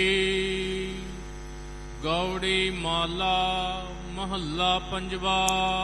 ਗੁਰਦੇਵ ਪਿਤਾ ਸਤਿਗੁਰੂ ਅਰਜਨ ਦੇਵ ਸੱਚੇ ਪਾਤਸ਼ਾਹ ਜੀ ਮਹਾਰਾਜ ਪੰਜਵੇਂ ਪਾਤਸ਼ਾਹ, ਸ਼ਹੀਦਾਂ ਦੇ ਸਿਰਤਾਜ, ਸ਼ਾਂਤੀ ਦੇ ਪੁੰਜ, ਗੁਰਬਾਣੀ ਦੇ ਮੁਜੱਸਮੇ, ਅੰਮ੍ਰਿਤ ਉਪਦੇਸ਼ ਦੇ ਦਾਤੇ, ਹਲਤ ਪਲਤ ਰੱਖਿਅਕ, ਸਰਬ ਜੀਆਂ ਦੇ ਤਾਰਨਹਾਰ, ਆਪ ਜੀ ਦੇ ਪਾਸ ਗੁਰਸਿੱਖਾਂ ਨੇ ਅਰਜ਼ੋਈ ਕੀਤੀ ਹੈ, ਬੇਨਤੀ ਕੀਤੀ ਹੈ। ਹੇ ਗਰੀਬ ਨਿਵਾਜ ਸੱਚੇ ਪਾਤਸ਼ਾਹ ਜੀਓ, ਸੰਸਾਰ ਦੇ ਅੰਦਰ ਹਰ ਇੱਕ ਪ੍ਰਾਣੀ ਮਾਤਰ ਸੁੱਖਾਂ ਨੂੰ ਪ੍ਰਾਪਤ ਕਰਨਾ ਚਾਹੁੰਦਾ ਤੇ ਦੁੱਖਾਂ ਤੋਂ ਬਚਣਾ ਚਾਹੁੰਦਾ ਹੈ। ਪਰ ਮਹਾਰਾਜ ਹਾਲਤ ਐਸੀ ਬਣ ਆਉਂਦੀ ਹੈ, ਸੁਖ ਮੰਗਤ ਦੁੱਖ ਆਗੈ ਆਵੈ, ਸੋ ਸੁਖ ਹਮ ਹੋ ਨਾ ਮੰਗਿਆ ਭਾਵੈ। ਜਿਹੜਾ ਜੀਵ ਹੈ ਚਾਹੁੰਦਾ ਹੈ ਸੁੱਖਾਂ ਨੂੰ, ਪਰ ਮਿਲਦੇ ਇਸ ਨੂੰ ਦੁੱਖ ਨੇ। ਸੱਚੇ ਪਾਤਸ਼ਾਹ ਕਿਰਪਾਲਤਾ ਕਰੋ, ਸਾਨੂੰ ਸੁੱਖਾਂ ਦਾ ਸਮੂਹ ਕਿਵੇਂ ਪ੍ਰਾਪਤ ਹੋਵੇ, ਸੁਖੀਏ ਕਿਵੇਂ ਹੋ ਜਾਈਏ, ਕਿਰਪਾਲਤਾ ਕਰਕੇ ਉਪਦੇਸ਼ ਦੀ ਦਾਤ ਬਖਸ਼ਿਸ਼ ਕਰਨਾ ਕਰੋ। ਤੇ ਗਰੀਬ ਨਿਵਾਜ ਸੱਚੇ ਪਾਤਸ਼ਾਹ ਜੀ ਕਿਰਪਾਲਤਾ ਕਰਕੇ ਅੰਮ੍ਰਿਤ ਉਪਦੇਸ਼ ਬਖਸ਼ਿਸ਼ ਕਰਦੇ ਹਨ ਜੀ। ਭਾਵਨ ਤਿਆਗਿਓ ਰੇ ਤਿਆਗਿਓ। ਸਤਿਗੁਰੂ ਸੱਚੇ ਪਾਤਸ਼ਾਹ ਮਹਾਰਾਜ ਸਾਹਿਬ ਜੀ ਜਗਿਆਸੂ ਮੁਖ ਦੁਆਰਾ ਬਖਸ਼ਿਸ਼ਾਂ ਭਰੇ ਬਚਨ ਕਰਦੇ ਨੇ। ਜੈਸਾ ਜੀਵ ਦਾ ਮਨੋਭਾਵ ਹੋਣਾ ਚਾਹੀਦਾ ਹੈ, ਜੈਸਾ ਮਨੋਭਾਵ ਜਗਿਆਸੂ ਦਾ ਹੋਣਾ ਚਾਹੀਦਾ ਹੈ, ਜੈਸਾ ਮਨੋਭਾਵ ਆਤਮ ਸੁਖ ਨੂੰ ਪ੍ਰਾਪਤ ਕਰਨ ਵਾਸਤੇ, ਆਤਮ ਅਵਸਥਾ ਨੂੰ ਪ੍ਰਾਪਤ ਕਰਨ ਵਾਸਤੇ ਗੁਰਸਿੱਖ ਦਾ ਹੋਣਾ ਚਾਹੀਦਾ ਨਾ, ਸਤਿਗੁਰੂ ਸੱਚੇ ਪਾਤਸ਼ਾਹ ਜੀ ਤੈਸਾ ਆਤਮ ਭਾਵ ਆਪਣਾ ਦਰਸਾਉਂਦੇ ਨੇ, ਆਪਣੀ ਉਦਾਹਰਣ ਦੇ ਕਰਕੇ ਸਮਝਾਉਂਦੇ ਨੇ, ਅਥਵਾ ਸਾਰੇ ਪ੍ਰਕਰਣ ਨੂੰ ਆਪਣੇ ਤੇ ਘਟਾ ਕਰਕੇ ਦਰਸਾਵਣਾ ਕਰਦੇ ਨੇ। ਸਿੱਖੋ, ਜੇ ਐਸੀ ਬਿਰਤੀ ਨੂੰ ਧਾਰਨ ਕਰੋਗੇ ਤਾਂ ਆਤਮ ਸੁਖ ਪਾਵੋਗੇ। ਦਰਸਾਉਂਦੇ ਨੇ ਐਸੀ ਸੁਰਤ ਨੂੰ ਧਾਰਨ ਕਰਕੇ ਅਸਾਂ ਨੇ ਆਤਮ ਸੁਖ ਪਾਇਆ ਹੈ। ਸਿੱਖੋ, ਜਿਹੜੀ ਮਨ ਦੀ ਹਉਮੈ ਵਾਲੀ ਭਾਵਨਾ ਹੈ ਨਾ, ਇਹ ਜੀਵ ਨੂੰ ਸਦਾ ਖੁਆਰ ਕਰਕੇ ਰੱਖਦੀ ਏ। ਆਤਮ ਸੁਖ ਦੇ ਰਸੀਏ ਨਹੀਂ ਬਣਾਉਣ ਦਿੰਦੀ ਏ, ਸੁਖੀਏ ਨਹੀਂ ਬਣਨ ਦਿੰਦੀ ਏ। ਇਸੇ ਪ੍ਰਕਾਰ ਹਉਮੈ ਵਾਲੀ ਜਿਹੜੀ ਬਿਰਤੀ ਏ, ਜੀਵ ਨੂੰ ਜੂਨਾ ਵਿੱਚ ਪਾ ਕਰਕੇ ਵੀ ਬਹੁਤਾ ਖੁਆਰ ਕਰਦੀ ਏ। ਤੇ ਹਜ਼ੂਰ ਫਰਮਾਵਣਾ ਕਰਦੇ ਨੇ, ਇਸ ਕਰਕੇ ਭਾਵਨ ਤਿਆਗਿਓ ਰੀ। ਹੇ ਗੁਰਸਿੱਖੋ, ਜਿਹੜੀ ਹਉਮੈ ਵਾਲੀ ਭਾਵ ਦੀ ਬਿਰਤੀ ਸੀ ਨਾ, ਉਸ ਨੂੰ ਅਸੀਂ ਤਿਆਗ ਦੇਣਾ ਕੀਤਾ ਹੈ। ਭਾਵਨ ਤਿਆਗਿਓ ਰੀ ਤਿਆਗਿਓ। ਭਾਈ, ਇਹ ਜਿਹੜੀ ਹਉਮੈ ਵਾਲੀ ਬਿਰਤੀ ਸੀ, ਇਸ ਨੂੰ ਤਿਆਗ ਦਿੱਤਾ ਹੈ, ਇਸ ਨੂੰ ਮਨ ਕਰਕੇ ਵੀ ਤਿਆਗ ਦਿੱਤਾ ਹੈ, ਇਸ ਨੂੰ ਬਾਣੀ ਕਰਕੇ ਵੀ ਤਿਆਗ ਦਿੱਤਾ ਹੈ। ਹਜ਼ੂਰ, ਹਉਮੈ ਦਾ ਤਿਆਗ ਕਰਨਾ ਤੇ ਬੜਾ ਦੁਸਤਰ ਹੈ, ਬੜਾ ਕਠਨ ਹੈ। ਸੋ ਹਉਮੈ ਨੂੰ ਆਪ ਜੀ ਨੇ ਕਿਵੇਂ ਤਿਆਗਿਆ ਹੈ, ਕਿਰਪਾਲਤਾ ਕਰਕੇ ਜੁਗਤ ਦੱਸੋ, ਅਸੀਂ ਵੀ ਇਸ ਦਾ ਤਿਆਗ ਕਰੀਏ। ਹਜ਼ੂਰ ਫਰਮਾਉਂਦੇ ਹਨ, ਇਸੇ ਹੀ ਪ੍ਰਕਾਰ ਭਾਵਨ ਤਿਆਗਿਓ ਰੇ ਤਿਆਗਿਓ। ਹੇ ਗੁਰਸਿੱਖੋ, ਤਿਆਗਿਓ ਰੀ ਤਿਆਗਿਓ। ਜਿਨ੍ਹਾਂ ਪੂਰੇ ਸਤਿਗੁਰਾਂ ਨੇ, ਗੁਰੂ ਨਾਨਕ ਦੇਵ ਸਾਹਿਬ ਜੀ ਨੇ, ਸ੍ਰੀ ਗੁਰੂ ਅੰਗਦ ਦੇਵ ਸਾਹਿਬ ਜੀ ਨੇ, ਸ੍ਰੀ ਗੁਰੂ ਅਮਰਦਾਸ, ਸ੍ਰੀ ਗੁਰੂ ਰਾਮਦਾਸ ਸੱਚੇ ਪਾਤਸ਼ਾਹ ਜੀ ਨੇ ਹਉਮੈ ਦੀ ਭਾਵਨਾ ਨੂੰ ਤਿਆਗਿਆ ਹੈ ਨਾ, ਉਹਨਾਂ ਦੇ ਦੁਆਰੇ, ਉਹਨਾਂ ਦੀ ਸਿੱਖਿਆ ਰਾਹੀਂ, ਉਹਨਾਂ ਦੇ ਬਚਨਾਂ ਰਾਹੀਂ ਅਸੀਂ ਹਉਮੈ ਭਾਵ ਨੂੰ ਤਿਆਗ ਦੇਣਾ ਕੀਤਾ ਹੈ। ਇਸ ਪ੍ਰਕਾਰ ਜੇਕਰ ਤੁਸੀਂ ਵੀ ਸੁਖ ਚਾਹੁੰਦੇ ਹੋ ਤੇ ਇਸ ਹਉਮੈ ਦੀ ਭਾਵਨਾ ਨੂੰ ਤਿਆਗ ਦੇਣਾ ਕਰੋ। ਇਸੇ ਹੀ ਤਰ੍ਹਾਂ ਭਾਵਨ ਤਿਆਗਿਓ ਰੇ ਤਿਆਗਿਓ। ਡਾਕਟਰ ਭਾਈ ਵੀਰ ਸਿੰਘ ਸਾਹਿਬ ਜੀ ਨੇ ਇਸ ਭਾਵਨ ਦਾ ਜਿਹੜਾ ਅਰਥ ਹੈ ਨਾ, ਉਹ ਅਣਹੋਈ ਮਨ ਦੀ ਭਾਵਨਾ ਕੀਤੀ ਹੈ। ਮਨ ਦੀ ਅਣਹੋਈ ਭਾਵਨਾ, ਹਰ ਵੇਲੇ ਮਨ ਆਪਣੀ ਭਾਵਨਾ ਦੇ ਵਹਿਣ ਅੰਦਰ ਵਹਿੰਦਾ ਰਹਿੰਦਾ, ਮੈਨੂੰ ਇਹ ਮਿਲ ਜਾਵੇ, ਮੈਨੂੰ ਉਹ ਮਿਲ ਜਾਵੇ। ਇਸ ਪ੍ਰਕਾਰ ਮਨ ਦੀ ਕੋਈ ਨਾ ਕੋਈ ਭਾਵਨਾ, ਮਨ ਦਾ ਸੰਕਲਪ, ਮਨ ਦੀ ਵਾਸ਼ਨਾ ਬਣੀ ਹੀ ਰਹਿੰਦੀ ਏ। ਤੇ ਸਤਿਗੁਰੂ ਸੱਚੇ ਪਾਤਸ਼ਾਹ ਜੀ ਬਚਨ ਕਰਦੇ ਨੇ, ਇਹ ਜਿਹੜੀ ਮਨ ਦੀ ਭਾਵਨਾ ਹੈ ਨਾ, ਹਰ ਵੇਲੇ ਸੰਕਲਪਾਂ ਵਿਕਲਪਾਂ ਵਾਲੀ, ਇਹ ਤਿਆਗਿਓ ਰੀ ਤਿਆਗਿਓ। ਹੇ ਸਖੀ, ਹੇ ਜਗਿਆਸੂ ਰੂਪ ਸਹੇਲੀ, ਅਥਵਾ ਹੇ ਭਾਈ, ਇਸ ਨੂੰ ਤਿਆਗਣੇ ਯੋਗ ਜਾਣ ਕਰਕੇ ਤਿਆਗ ਦੇਣਾ ਕਰੋ। ਹਰ ਵੇਲੇ ਕੁਝ ਮੰਗਦੇ ਰਹਿਣ ਦੀ ਭਾਵਨਾ, ਵਾਹਿਗੁਰੂ ਜੀ ਦੀ ਬੰਦਗੀ ਨੂੰ ਛੱਡ ਕਰਕੇ ਮਾਇਆ ਵਿੱਚ ਗਲਤਾਨ ਰਹਿਣ ਵਾਲੀ ਭਾਵਨਾ, ਮਨ ਦੀ ਆਪਣੀ ਮਤ ਦੇ ਅਨੁਸਾਰ ਬਣੀ ਹੋਈ ਭਾਵਨਾ, ਮਨਮਤ ਦੀ ਜਿਹੜੀ ਬਿਰਤੀ ਹੈ, ਤਿਆਗਣੇ ਯੋਗ ਹੈ, ਗ੍ਰਹਿਣ ਕਰਨੇ ਯੋਗ ਨਹੀਂ ਹੈ। ਇਸ ਨੂੰ ਤਿਆਗ ਦੇਣਾ ਕਰੋ। ਤਿਆਗਿਓ ਮੈਂ ਗੁਰ ਮਿਲ ਤਿਆਗਿਓ। ਸੱਚੇ ਪਾਤਸ਼ਾਹ, ਇਹ ਤੇ ਬੜਾ ਔਖਾ ਕਠਨ ਕਾਰਜ ਹੈ। ਇਸ ਨੂੰ ਕਿਵੇਂ ਤਿਆਗਿਆ ਜਾ ਸਕਦਾ ਹੈ? ਭਾਵਨਾ ਤੇ ਹਰ ਵੇਲੇ ਕੋਈ ਬਣੀ ਰਹਿੰਦੀ ਏ, ਵਾਸ਼ਨਾ ਤੇ ਹਰ ਵੇਲੇ ਕੋਈ ਨਾ ਕੋਈ ਫੁਰਦੀ ਰਹਿੰਦੀ ਏ। ਤੇ ਸਾਹਿਬ ਜੀ ਫਰਮਾਉਂਦੇ ਨੇ, ਤਿਆਗਿਓ ਮੈਂ ਗੁਰ ਮਿਲ ਤਿਆਗਿਓ। ਹੇ ਭਾਈ, ਇਸ ਤਿਆਗਣੇ ਯੋਗ ਮਨ ਦੀ ਸੰਕਲਪ ਵਾਲੀ ਬਿਰਤੀ ਨੂੰ, ਹਉਮੈ ਵਾਲੇ ਭਾਵ ਨੂੰ ਅਸਾਂ ਨੇ ਤਿਆਗਿਆ ਹੈ। ਜੀ ਕਿਵੇਂ ਤਿਆਗਿਆ ਹੈ? ਗੁਰੂ ਜੀ ਦੇ ਨਾਲ ਮਿਲ ਕੇ ਤਿਆਗਿਆ ਹੈ। ਸਤਿਗੁਰੂ ਜੀ ਦੇ ਮਿਲਾਪ ਤੋਂ ਬਿਨਾਂ, ਗੁਰ ਉਪਦੇਸ਼, ਸਤਿਗੁਰੂ ਜੀ ਦੀ ਸਿੱਖਿਆ ਤੋਂ ਬਿਨਾਂ ਇਸ ਦਾ ਤਿਆਗ ਨਹੀਂ ਹੁੰਦਾ। ਜਿਨ੍ਹਾਂ ਨੇ ਸਤਿਗੁਰੂ ਜੀ ਦੀ ਸਿੱਖਿਆ ਦੁਆਰਾ ਇਸ ਹਉਮੈ ਭਾਵ ਨੂੰ ਤਿਆਗਿਆ ਹੈ, ਉਹਨਾਂ ਦੀ ਸੰਗਤ ਕੀਤੇ ਤੋਂ ਬਿਨਾਂ ਇਸ ਹਉਮੈ ਭਾਵ ਦਾ ਤਿਆਗ ਨਹੀਂ ਹੁੰਦਾ ਹੈ। ਸਾਧ ਸੰਗਤ ਜੀ, ਇਸੇ ਪ੍ਰਕਾਰ ਭਾਗਵਤ ਪੁਰਾਣ ਦੇ ਅੰਦਰ ਇੱਕ ਕਥਾ ਆਉਂਦੀ ਹੈ। ਇੱਕ ਰਾਜਾ ਹੈ, ਮਨ ਦੇ ਅੰਦਰ ਭਾਵ ਰੱਖਦਾ ਹੈ ਮੁਕਤ ਹੋਣ ਦਾ, ਪਰ ਉਸ ਦੀ ਜਿਹੜੀ ਰਾਣੀ ਹੈ, ਉਸ ਤੋਂ ਵੀ ਵਧੇਕ ਸਿਮਰਨ ਭਜਨ ਬੰਦਗੀ ਵਾਲੀ ਤੇ ਸਿਮਰਨ ਵਾਲੀ ਸਤ ਸੰਗਣ ਹੈ। ਇੱਕ ਦਿਨ ਉਸ ਰਾਣੀ ਨੇ ਰਿਖੀਆਂ ਵਾਲਾ ਆਪਣਾ ਸਰੂਪ ਬਣਾਇਆ ਹੈ, ਸਾਧੂਆਂ ਵਾਲਾ, ਮਹਾਤਮਾ ਵਾਲਾ ਸਰੂਪ ਬਣਾਇਆ ਹੈ। ਤੇ ਰਾਜੇ ਨੂੰ ਕਹਿਣ ਲੱਗੀ ਹੈ, ਰਾਜਨ ਮੁਕਤ ਹੋਣਾ ਚਾਹੁੰਦਾ ਹੈ? ਕਹਿੰਦਾ, ਜੀ ਕੌਣ ਨਹੀਂ ਚਾਹੁੰਦਾ। ਹਰ ਕੋਈ ਚਾਹੁੰਦਾ ਮੁਕਤ ਹੋਵਾਂ, ਮੇਰੀ ਵੀ ਪ੍ਰਬਲ ਇੱਛਾ ਹੈ ਮੁਕਤ ਹੋ ਜਾਵਾਂ। ਦੁਨੀਆ ਦੇ ਸੁੱਖ ਵੇਖ ਲਏ, ਰਾਜ ਭੋਗ ਲਿਆ, ਸੋਨੇ ਦੇ ਤਖਤਾਂ ਤੇ ਬੈਠ ਕੇ ਦੇਖ ਲਿਆ, ਸੋਨੇ ਦੇ ਪਲੰਘਿਆਂ ਤੇ ਮਖਮਲੀ ਗਦੇਲਿਆਂ ਤੇ ਸੌਂਕੇ ਦੇਖ ਲਿਆ, ਦੁਨੀਆ ਦੇ ਸਾਰੇ ਸੁੱਖ ਮਾਣ ਲਏ ਨੇ। ਹੁਣ ਮਨ ਦੇ ਸੁੱਖ ਨੂੰ ਮਾਨਣਾ ਚਾਹੁੰਦਾ, ਆਤਮ ਸੁੱਖ ਨੂੰ ਮਾਨਣਾ ਚਾਹੁੰਦਾ। ਦੁਨੀਆ ਦੇ ਬੰਧਨਾਂ ਤੋਂ ਤੇ ਜੰਮਣ ਮਰਨ ਦੇ ਬੰਧਨਾਂ ਤੋਂ ਮੈਂ ਮੁਕਤੀ ਚਾਹੁੰਦਾ ਹਾਂ, ਵਿਕਾਰਾਂ ਤੋਂ ਮੁਕਤੀ ਚਾਹੁੰਦਾ ਹਾਂ, ਮੁਕਤ ਹੋਣਾ ਚਾਹੁੰਦਾ ਹਾਂ। ਤੇ ਮਹਾਤਮਾ ਦੇ ਸਰੂਪ ਦੇ ਅੰਦਰ ਰਾਣੀ ਦਾ ਨਾਮ ਸੀ ਚੰਡਾਲਾ। ਚੰਡਾਲਾ ਰਾਣੀ ਨੇ ਕਹਿਣਾ ਕੀਤਾ, ਰਾਜਨ ਜੇ ਮੁਕਤ ਹੋਣਾ ਚਾਹੁੰਦਾ ਤੇ ਫਿਰ ਤਿਆਗ ਕਰ, ਤਿਆਗ ਕਰ, ਤਿਆਗ ਕਰ। ਜਦੋਂ ਬਚਨ ਕੀਤਾ ਤਿਆਗ ਕਰ, ਤੇ ਰਾਜੇ ਨੇ ਆਪਣੇ ਵਜ਼ੀਰਾਂ ਨੂੰ ਬੁਲਾਇਆ ਹੈ। ਰਾਜ ਭਾਗ ਦਾ ਸਾਰਾ ਕਾਰਜਕਾਰ ਭਾਰ ਜ਼ਿੰਮੇਵਾਰੀ ਉਹਨਾਂ ਨੂੰ ਸੌਂਪ ਕੇ ਤੇ ਰਾਜ ਤਿਆਗ ਦਿੱਤਾ ਹੈ। ਬਾਨਪ੍ਰਸਤੀ ਹੋ ਗਿਆ, ਜੰਗਲ ਵਿੱਚ ਜਾ ਕਰਕੇ ਚੌਂਕੜਾ ਮਾਰਿਆ, ਤਪੱਸਿਆ ਕਰਨ ਲੱਗ ਗਿਆ। ਰਾਣੀ ਨੇ ਫਿਰ ਰਿਖੀ ਦਾ ਲਿਬਾਸ ਬਣਾਇਆ ਤੇ ਫਿਰ ਜੰਗਲ ਵਿੱਚ ਵੀ ਚਲੀ ਗਈ। ਕਹਿਣ ਲੱਗੀ, ਰਾਜਨ ਤਿਆਗ ਕਰ, ਮੁਕਤ ਹੋਣਾ ਚਾਹੁੰਦਾ ਤੇ ਤਿਆਗ ਕਰ। ਰਾਜੇ ਨੇ ਸੋਚਿਆ ਬਾਕੀ ਤੇ ਸਭ ਕੁਝ ਪਹਿਲਾਂ ਤਿਆਗ ਦਿੱਤਾ, ਕੋਈ ਪਦਾਰਥ, ਧਨ, ਸੰਪਤੀ, ਖਜ਼ਾਨੇ, ਮਹਿਲ ਕੁਝ ਵੀ ਕੋਲ ਜ਼ਗੀਰ ਨਹੀਂ ਰੱਖਿਆ, ਸਭ ਕੁਝ ਤੇ ਪਹਿਲਾਂ ਤਿਆਗ ਦਿੱਤਾ, ਮੇਰੇ ਕੋਲ ਤਿਆਗਣੇ ਯੋਗ ਹੈ ਕੀ? ਸਰੀਰ ਵੱਲ ਝਾਤ ਮਾਰੀ, ਕਹਿੰਦਾ ਜੀ ਕੱਲੇ ਕੱਪੜੇ ਹੀ ਪਾਏ ਆ, ਫਿਰ ਇਹਨਾਂ ਦਾ ਤਿਆਗ ਕਰ ਦੇਣਾ। ਕੱਪੜੇ ਵੀ ਲਾਹ ਕਰਕੇ ਤਿਆਗ ਦਿੱਤੇ, ਨਗਨ ਅਵਸਥਾ, ਦਿਗੰਬਰ ਹੋ ਗਿਆ। ਕੁਝ ਦਿਨਾਂ ਤੋਂ ਬਾਅਦ ਰਾਣੀ ਨੇ ਫਿਰ ਰਿਖੀ ਦਾ ਸਰੂਪ ਧਾਰਨ ਕੀਤਾ ਤੇ ਫਿਰ ਆ ਗਈ। ਰਾਜਨ ਸੁਖ ਚਾਹੁੰਦਾ ਤੇ ਤਿਆਗ ਕਰ, ਤਿਆਗ ਕਰ, ਤਿਆਗ ਕਰ।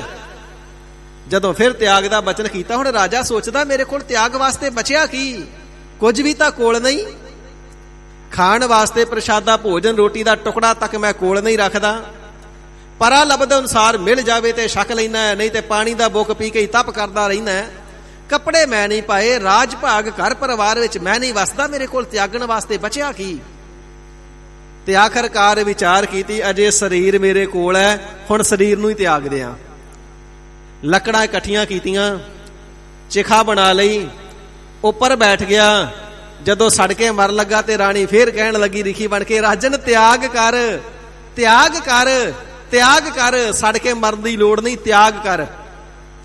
ਰਾਜਾ ਹੈਰਾਨ ਹੋ ਗਿਆ, ਹੁਣ ਤੇ ਸਰੀਰ ਹੀ ਬਚਿਆ ਤੇ ਤਿਆਗਣ ਲੱਗਾ ਹੈ, ਸਰੀਰ ਤੋਂ ਇਲਾਵਾ ਮੇਰੇ ਕੋਲ ਤਿਆਗਣ ਵਾਲਾ ਬਚਿਆ ਕੀ ਹੈ?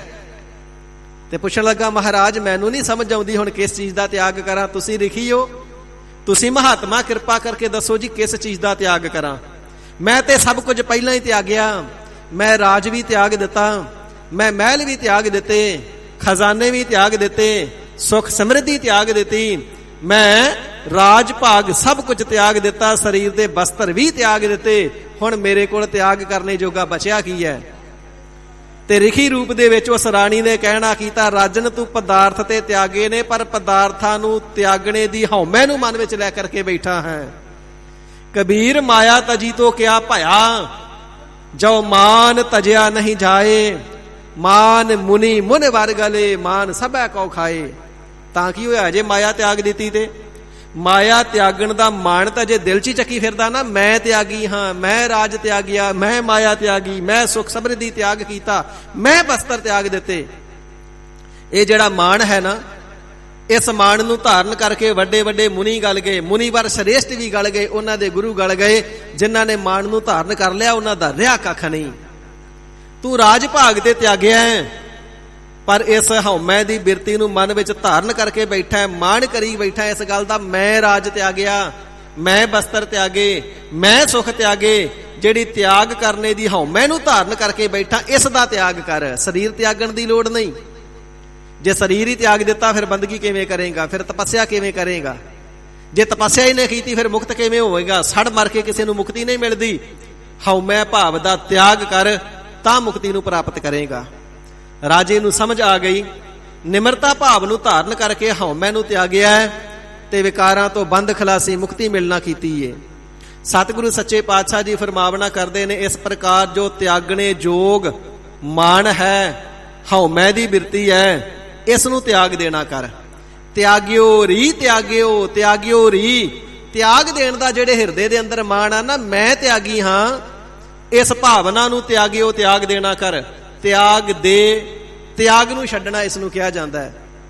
ਜਿਹੜੀ ਚੀਜ਼ ਤਿਆਗ ਦਿੱਤੀ, ਛੱਡ ਦਿੱਤੀ, ਉਸ ਦੇ ਤਿਆਗ ਨੂੰ ਤਿਆਗਣਾ ਭਾਵ ਉਸ ਦੇ ਮਾਣ ਨੂੰ ਛੱਡਣਾ। ਸਤਿਗੁਰੂ ਜੀ ਫਰਮਾਵਣਾ ਕਰਦੇ ਨੇ, ਸਿੱਖੋ ਜੇ ਸੁਖ ਚਾਹੁੰਦੇ ਹੋ ਨਾ, ਵਾਸ਼ਨਾਵਾਂ ਦਾ ਤਿਆਗ ਕਰ ਦਿਓ, ਮਨ ਦੀ ਬਿਰਤੀ, ਬੁਰੀ ਬਿਰਤੀ ਦਾ ਤਿਆਗ ਕਰ ਦਿਓ, ਵਿਕਾਰਾਂ ਦਾ ਤਿਆਗ ਕਰਨਾ ਹੈ, ਮੋਹ ਦਾ ਤਿਆਗ ਕਰਨਾ ਹੈ, ਤੇ ਤਿਆਗ ਕੇ ਮਾਣ ਨਹੀਂ ਕਰਨਾ ਕਿ ਮੈਂ ਵਿਕਾਰ ਛੱਡ ਦਿੱਤੇ ਨੇ। ਉਸ ਤਿਆਗਣ ਦੀ ਬਿਰਤੀ ਦਾ ਵੀ ਤਿਆਗ ਕਰ ਦੇਣਾ ਹੈ। ਤਿਆਗਣ ਦਾ ਮਾਣ ਵੀ ਹਿਰਦੇ ਦੇ ਅੰਦਰ ਨਹੀਂ ਰੱਖਣਾ। ਤਿਆਗਣੇ ਯੋਗ ਮਾਣ ਹੈ, ਤਿਆਗਣੇ ਯੋਗ ਵੇਖਰੂਪ ਮਾਇਆ ਦਾ ਮੋਹ ਹੈ। ਇਹਨਾਂ ਸਭਨਾਂ ਨੂੰ ਤਿਆਗ ਕਰਕੇ ਫਿਰ ਤਿਆਗ ਨੂੰ ਵੀ ਤਿਆਗ ਦੇਣਾ ਕਰੋ। ਸਰਬ ਸੂਖ ਆਨੰਦ ਮੰਗਲ ਰਸ ਮਾਨ ਗੋਬਿੰਦੈ ਆਗਿਓ। ਤੇ ਜਦੋਂ ਅਸਾਂ ਨੇ ਇਸ ਪ੍ਰਕਾਰ ਤਿਆਗ ਦੇ ਮਾਣ ਨੂੰ ਛੱਡ ਕਰਕੇ ਗੋਬਿੰਦੈ ਆਗਿਓ, ਪਰਮਾਤਮਾ ਜੀ ਦੇ ਸਰਗੁਣ ਸਰੂਪ ਪੂਰੇ ਸਤਿਗੁਰੂ ਸ੍ਰੀ ਗੁਰੂ ਰਾਮਦਾਸ ਸੱਚੇ ਪਾਤਸ਼ਾਹ ਮਹਾਰਾਜ ਸਾਹਿਬ ਜੀ ਦੇ ਅੱਗੇ ਆਪਣਾ ਮਸਤਕ ਹੀ ਭੇਟ ਕਰ ਦਿੱਤਾ ਨਾ, ਸੀਸ ਹੀ ਰੱਖ ਦਿੱਤਾ ਹਉਮੈ ਵਾਲੀ ਭਾਵਨਾ ਨੂੰ ਤਿਆਗ ਕਰਕੇ, ਫਿਰ ਸਰਬ ਸੁਖ ਅਚੁੱਤ ਸੁਖ ਨੂੰ ਪਾਉਣਾ ਕੀਤਾ ਹੈ। ਸਰਬ ਸੁਖ ਸਾਰੇ ਹੀ ਸੁੱਖਾਂ ਨੂੰ ਸੁਭਾਵਕ ਹੀ ਪਾਉਣਾ ਕੀਤਾ ਹੈ। ਆਨੰਦ ਮੰਗਲ ਰਸ, ਖੁਸ਼ੀਆਂ ਦੇ ਰਸ ਨੂੰ, ਖੁਸ਼ੀਆਂ ਦੇ ਉਤਸ਼ਾਹ ਨੂੰ, ਆਨੰਦ ਸਰੂਪ ਪਰਮਾਤਮਾ ਜੀ ਜੋ ਮੰਗਲ ਸਰੂਪ ਨੇ, ਤਿੰਨਾਂ ਦੇ ਰਸ ਪ੍ਰੇਮ ਨੂੰ ਸਤਿਗੁਰੂ ਜੀ ਦੇ ਪਾਸੋਂ ਪਾਵਣਾ ਕੀਤਾ ਹੈ। ਇਸੇ ਹੀ ਪ੍ਰਕਾਰ ਸਰਬ ਸੂਖ ਆਨੰਦ ਮੰਗਲ ਰਸ ਮਾਨ ਗੋਬਿੰਦੈ ਆਗਿਓ। ਭਾਈ ਉਹਨਾਂ ਨੂੰ ਸਾਰੇ ਸੁਖ ਆਨੰਦ ਸਰੂਪ ਪਰਮਾਤਮਾ ਜੀ ਦੀ ਪ੍ਰਾਪਤੀ, ਅਥਵਾ ਆਨੰਦ ਸਰੂਪ ਪਰਮਾਤਮਾ ਜੀ ਦੀ ਭੇਦਤਾ, ਅਥਵਾ ਮਨ ਦੀ ਆਨੰਦ ਅਵਸਥਾ ਤੇ ਮੰਗਲਾਦਾਇਕ ਉਤਸ਼ਾਹ ਦੇ ਸਹਿਤ ਪਰਮੇਸ਼ਰ ਜੀ ਦਾ ਪ੍ਰੇਮ ਰਸ ਤਿੰਨਾਂ ਨੂੰ ਪ੍ਰਾਪਤ ਹੋਇਆ ਹੈ, ਜਿਨ੍ਹਾਂ ਨੇ ਆਪਣਾ ਮਨ ਚਿੱਤ ਬੁੱਧ ਅਹੰਕਾਰ ਮਾਨ ਗੋਬਿੰਦੈ ਆਗਿਓ ਸਹਿਤ ਮਾਨ ਦੇ ਸਤਿਗੁਰੂ ਜੀ ਦੇ ਅੱਗੇ ਅਰਪਣ ਕਰ ਦੇਣਾ ਕੀਤਾ ਹੈ। ਜੋ ਸਤਿਗੁਰੂ ਜੀ ਦੀ ਸ਼ਰਨ ਵਿੱਚ ਆ ਕਰਕੇ ਸਤਿਗੁਰੂ ਜੀ ਦੇ ਹੋ ਗਏ, ਉਹਨਾਂ ਨੂੰ ਇਹ ਸਾਰੇ ਸੁੱਖ ਮਿਲਦੇ ਨੇ। ਹਿਰਦੇ ਚੋਂ ਹਉਮੈ ਦਾ ਅਭਾਵ ਹੁੰਦਾ ਹੈ। ਰਹਾਉ ਵਿਸ਼ਰਾਮ ਦੇ ਕਰਕੇ ਹਜ਼ੂਰ ਫਰਮਾਉਂਦੇ ਹਨ ਜੀ, ਮਾਨ ਅਭਿਮਾਨ ਦੋ ਸਮਾਨੇ ਮਸਤਕ ਡਾਰ ਗੁਰ ਪਾਗਿਓ। ਹੇ ਗਰੀਬ ਨਿਵਾਜ ਸੱਚੇ ਪਾਤਸ਼ਾਹ, ਇਸ ਪ੍ਰਕਾਰ ਦੀ ਭਾਵਨਾ ਸਾਡੀ ਵੀ ਬਣ ਜਾਵੇ, ਅਵਸਥਾ ਸਾਡੀ ਵੀ ਬਣ ਜਾਵੇ। ਆਪਣੀ ਅਵਸਥਾ ਨੂੰ ਦਰਸਾਓ ਜੀ, ਕੈਸੀ ਅਵਸਥਾ ਹੋ ਜਾਇਆ ਕਰਦੀ ਏ। ਤੇ ਸਤਿਗੁਰੂ ਜੀ ਫਰਮਾਨ ਕਰਦੇ ਨੇ, ਮਾਨ ਅਭਿਮਾਨ ਦੋ ਸਮਾਨੇ।